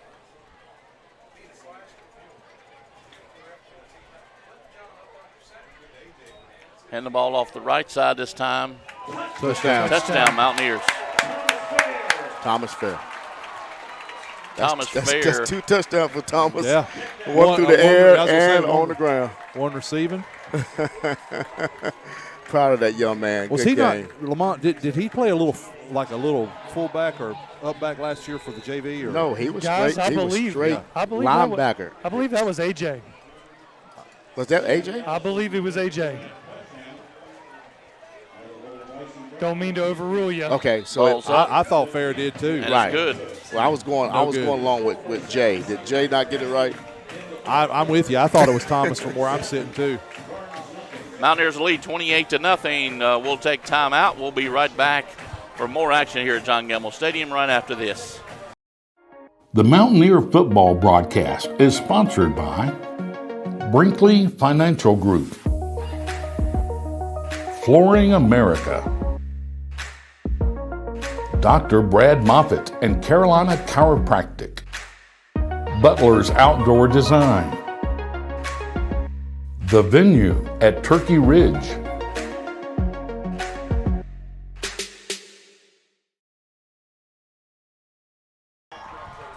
No, the official on the. No, he missed it. He pulled it left. He missed it. They say he missed the extra point. We're back here at John Gamble Stadium. I thought he got it, but it is 27-0. That is the first extra point Jaden Ellis has missed this season. He was 7 for 7 coming into this game.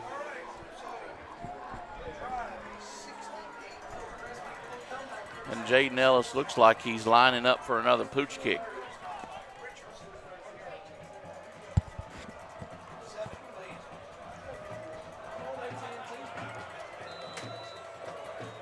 See the Burn faithful is heading home back to Lawndale. Hope they have a safe trip. Another pooch kick around the 20. He'll call fair catch, maybe 21. I know Coach Wilson. He wants to finish this game with a goose egg. Yep.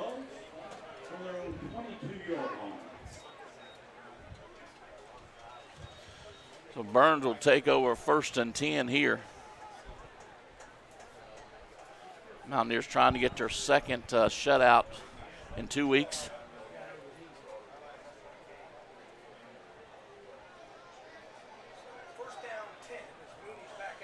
So Mooney will have 4 wide receivers, 1 up back.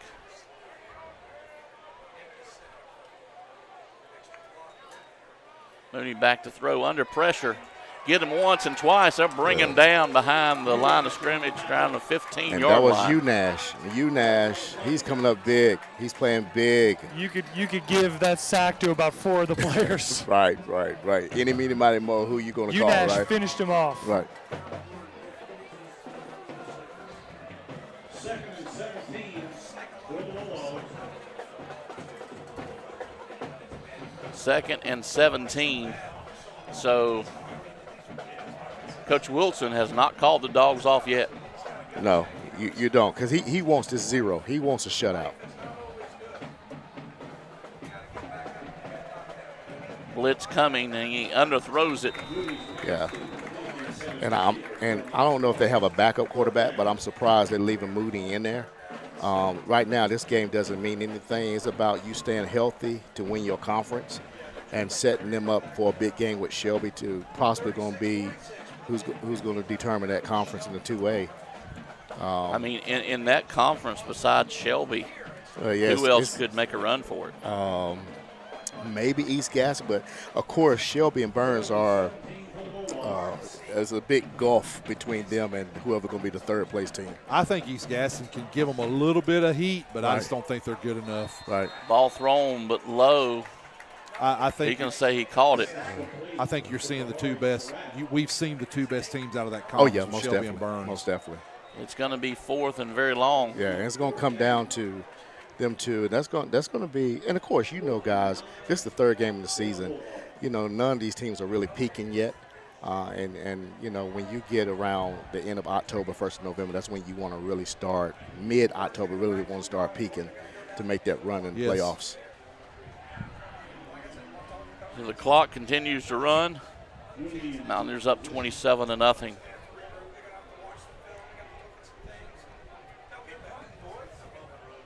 I don't want to take anything away, and I know we haven't. You guys have made reference to it too.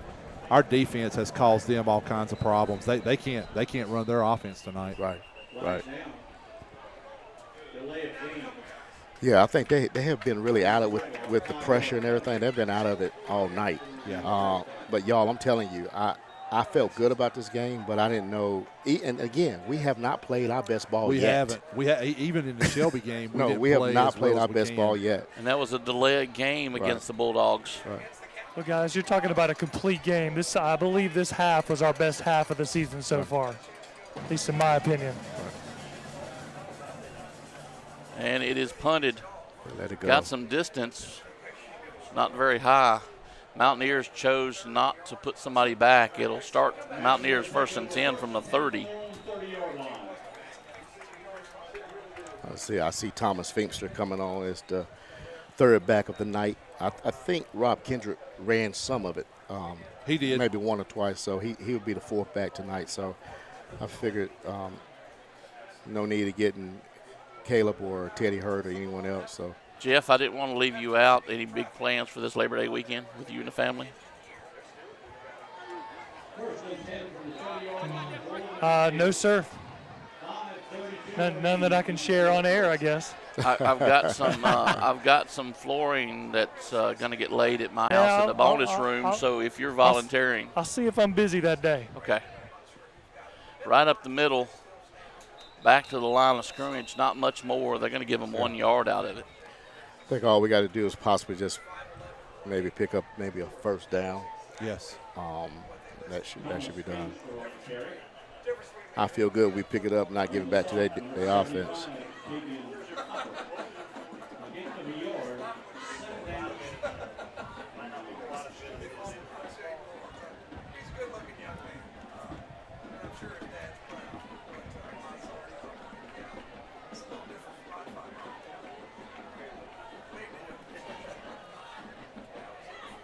Come to the line with double tight ends. Hands the ball off over on the right side. That's Feimster. Yeah. And he'll stretch it out and maybe he might have lost a yard. Yeah. Yeah, it looked like he stretched it out, but I mean, they just played it well. Again, Burns is a good team. Yes, I they are. mean, even though it's 27-0, it takes nothing. I mean, we had a struggle to win this game. Again, we shot ourselves in the foot a lot tonight. But Burns is a good team. They are a solid team, well-coached team. And you said it too, Lamont. I mean, this has no bearing on what their season goals are. I mean, they want to beat us, sure. Right. Student body left, across the 35, maybe the 36-yard line. They can still accomplish everything they want to do. They can win the conference. They can go deep in the 2A playoffs. This is not going to side rail them. Right. No. And again, I think this game is going to make them better. Yeah. Not taking anything away from Forest View or Crest, but neither one of those teams is a caliber team like us. Yeah. And I think, this is going to make Burns better. It's going to make us better. So 4th and 3. Mountaineer still out there with their offense. No play. Told you. Yeah. Got it. And they did it. Yeah, that's first down. At this point, is that just frustration on the Bulldog side? Yeah. I'll be honest, I almost thought they might call a little quick kick with Lamont. Right. But I know Greg's the master of the no play. Right. If he had to, could Lamont kick the ball? Sure. Does he have it in him? Sure. He'll kick it. On a quick kick, yeah, he can do that. Most definitely. I got faith in him too. Oh yeah. If he would miss a quick kick, he wouldn't be able to live it down in the house. Oh. He don't want to hear my mouth, so he would. Hand the ball off over on the left side. Not much running room. Feimster, the ball carrier. Yeah. He's going to lose a yard.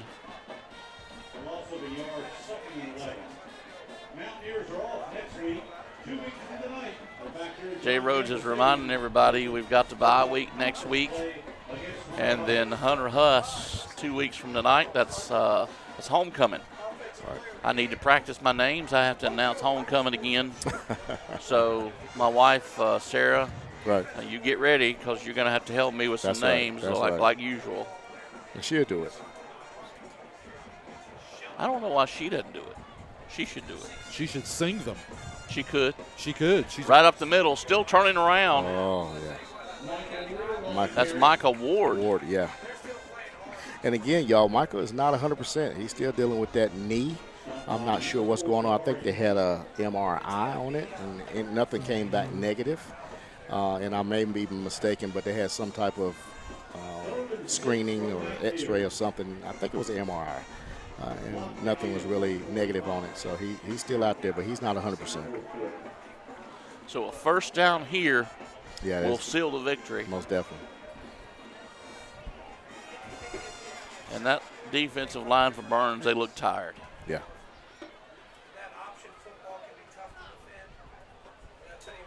Hand the ball off to Ward again. He's going to be met in the backfield, and he's going to lose about 4 yards. They may be tired, but definitely no quit. No quit. I'm telling you, this Burns D, they are studs, and they're going to be better for this game. I don't know who they play next, but I hate it for them. I think they're going to.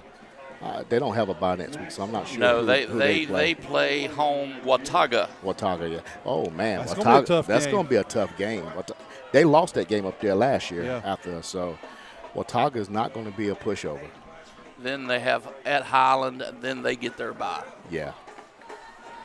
After Watauga, Unless you call Highland a bye. I shouldn't say that. No, you should. I You shouldn't shouldn't. say that. I think after they play Watauga, the next game really going to be a competition game will be Shelby at the end of the year, last game of the year. Looks like Kings Mountain took the delay of game just to take the clock down as far as it could go. 5-yard penalty, delay of game. Still fourth down. Fourth and 12.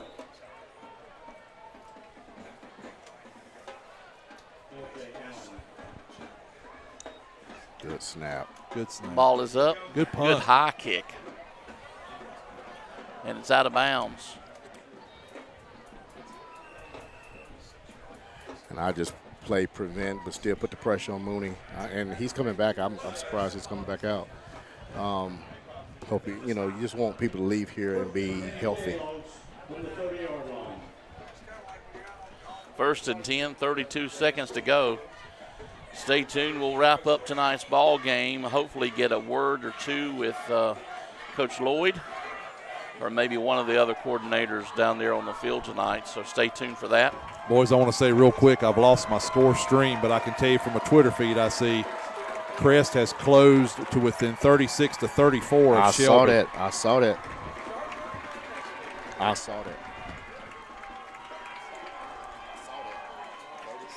36 to 34. Handoff right over on the left side. Still some running room. They'll push him out of bounds before the 40-yard line. Yeah. 36-34. Says this was 1:03 left in the third quarter, and that was 4 minutes ago. My score stream is not coming back up for some reason. Sorry about that.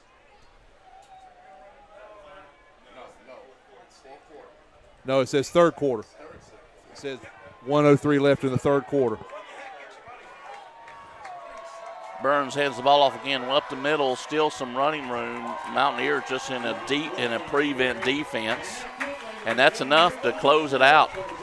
That's the final. Mountaineers win 27-0. They down another county rivalry, and right now we're the team to beat in the county. Yeah, I agree, and so we're trying. We want to win a county championship. We'll have that chance at the very end of the season. So it's looking like Crest is going to come back and at least give Shelby a game. So Crest will be no pushover by the time we see them at the end.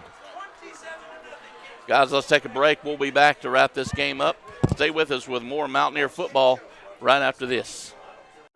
The Mountaineer football broadcast is sponsored by Brinkley Financial Group, Flooring America,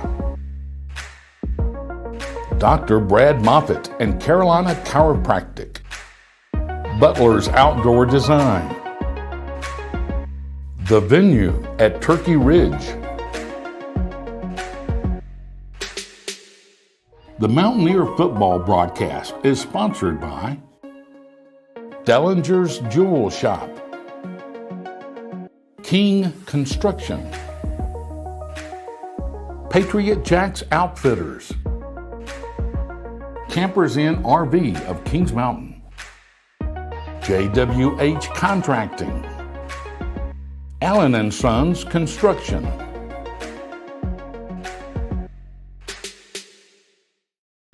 Back here live at John Gamble Stadium, we wrap up a 27-0 victory over the Burns Bulldogs. We've seen some good football, especially in this second half by the Mountaineers. I agree. They came together when they had to. I know we were a little upset and thought that they were a little sloppy in the first half, but it didn't matter. We were able to put it together in the second half and have a complete game. You always want to start out the opening drive, if you've got the ball with a score. We did. Then we got a quick scoop and score to put this game basically out of reach then. Way to fight through. Well, just looking at what we've seen now, we don't get a vote for it, but if you had to pick a offensive Patriot Jacks player of the game, who do you go with? If I have to pick one, I'm going with Teddy Jeffries. He had a lot of good carries on the night, ran the ball well, but I'm going to be honest, it was really hard. A lot of them played well, but I'd go with Teddy.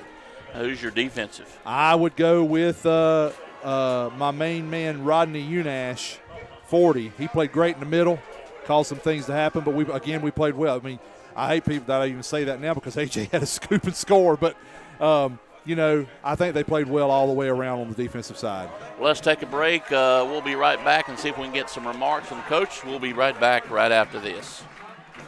The Mountaineer football broadcast is sponsored by Dellinger's Jewel Shop, King Construction, Patriot Jacks Outfitters, Campers Inn RV of Kings Mountain, JWH Contracting, Allen & Sons Construction.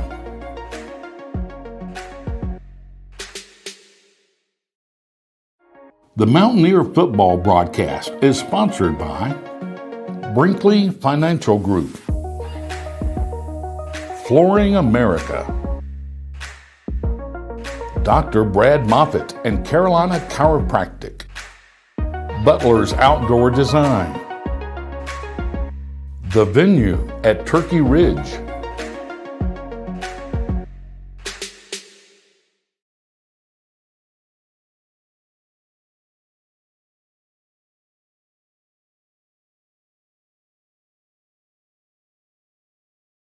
Back here live at John Gamble Stadium, Drew Fulton, Lamont Littlejohn, Craig Short, Jeff Johnson. Jeff is trying to see if we can get maybe a word or two from one of the coaches down there to wrap this game up. A great game, a great victory. The Mountaineers will rest next week, give us an opportunity to maybe go scout some other teams out, and then come back for Hunter Huss two Fridays from tonight. And that's homecoming. Homecoming a little early this year, but school started a little early, and it's just the way it worked out. So we're looking forward to homecoming coming up. We'll take a break. We'll be back right after this. The Mountaineer football broadcast is sponsored by Brinkley Financial Group, Flooring America, Dr. Brad Moffitt and Carolina Chiropractic, Butler's Outdoor Design, The Venue at Turkey Ridge,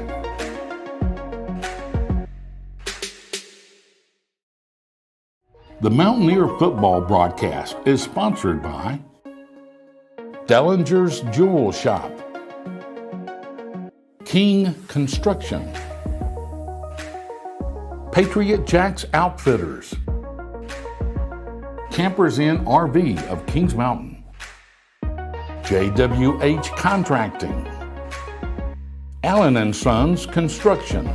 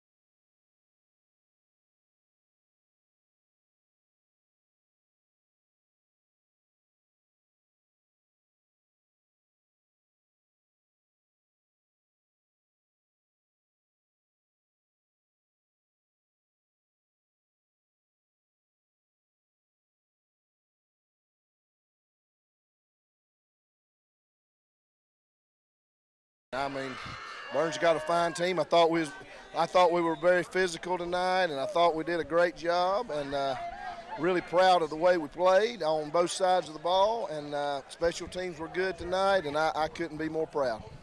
Well, I know the team is excited. You're excited. We're going to let you go. Thank you, Coach. Good win. Yeah, appreciate We'll it. see you back next week. Thank you, Jeff. Jeff, thank you so very much for joining us on the sidelines for myself, Drew Fulton, along with Lamont Littlejohn and Craig Short.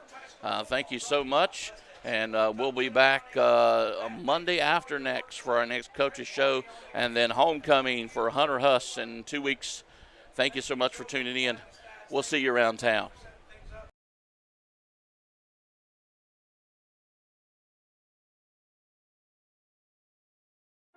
The Mountaineer football broadcast is sponsored by Brinkley Financial Group, Flooring America, Dr. Brad Moffitt and Carolina Chiropractic, Butler's Outdoor Design, The Venue at Turkey Ridge. The Mountaineer football broadcast is sponsored by Dellinger's Jewel Shop, King Construction, Patriot Jacks Outfitters, Campers Inn RV of Kings Mountain, JWH Contracting, Allen & Sons Construction,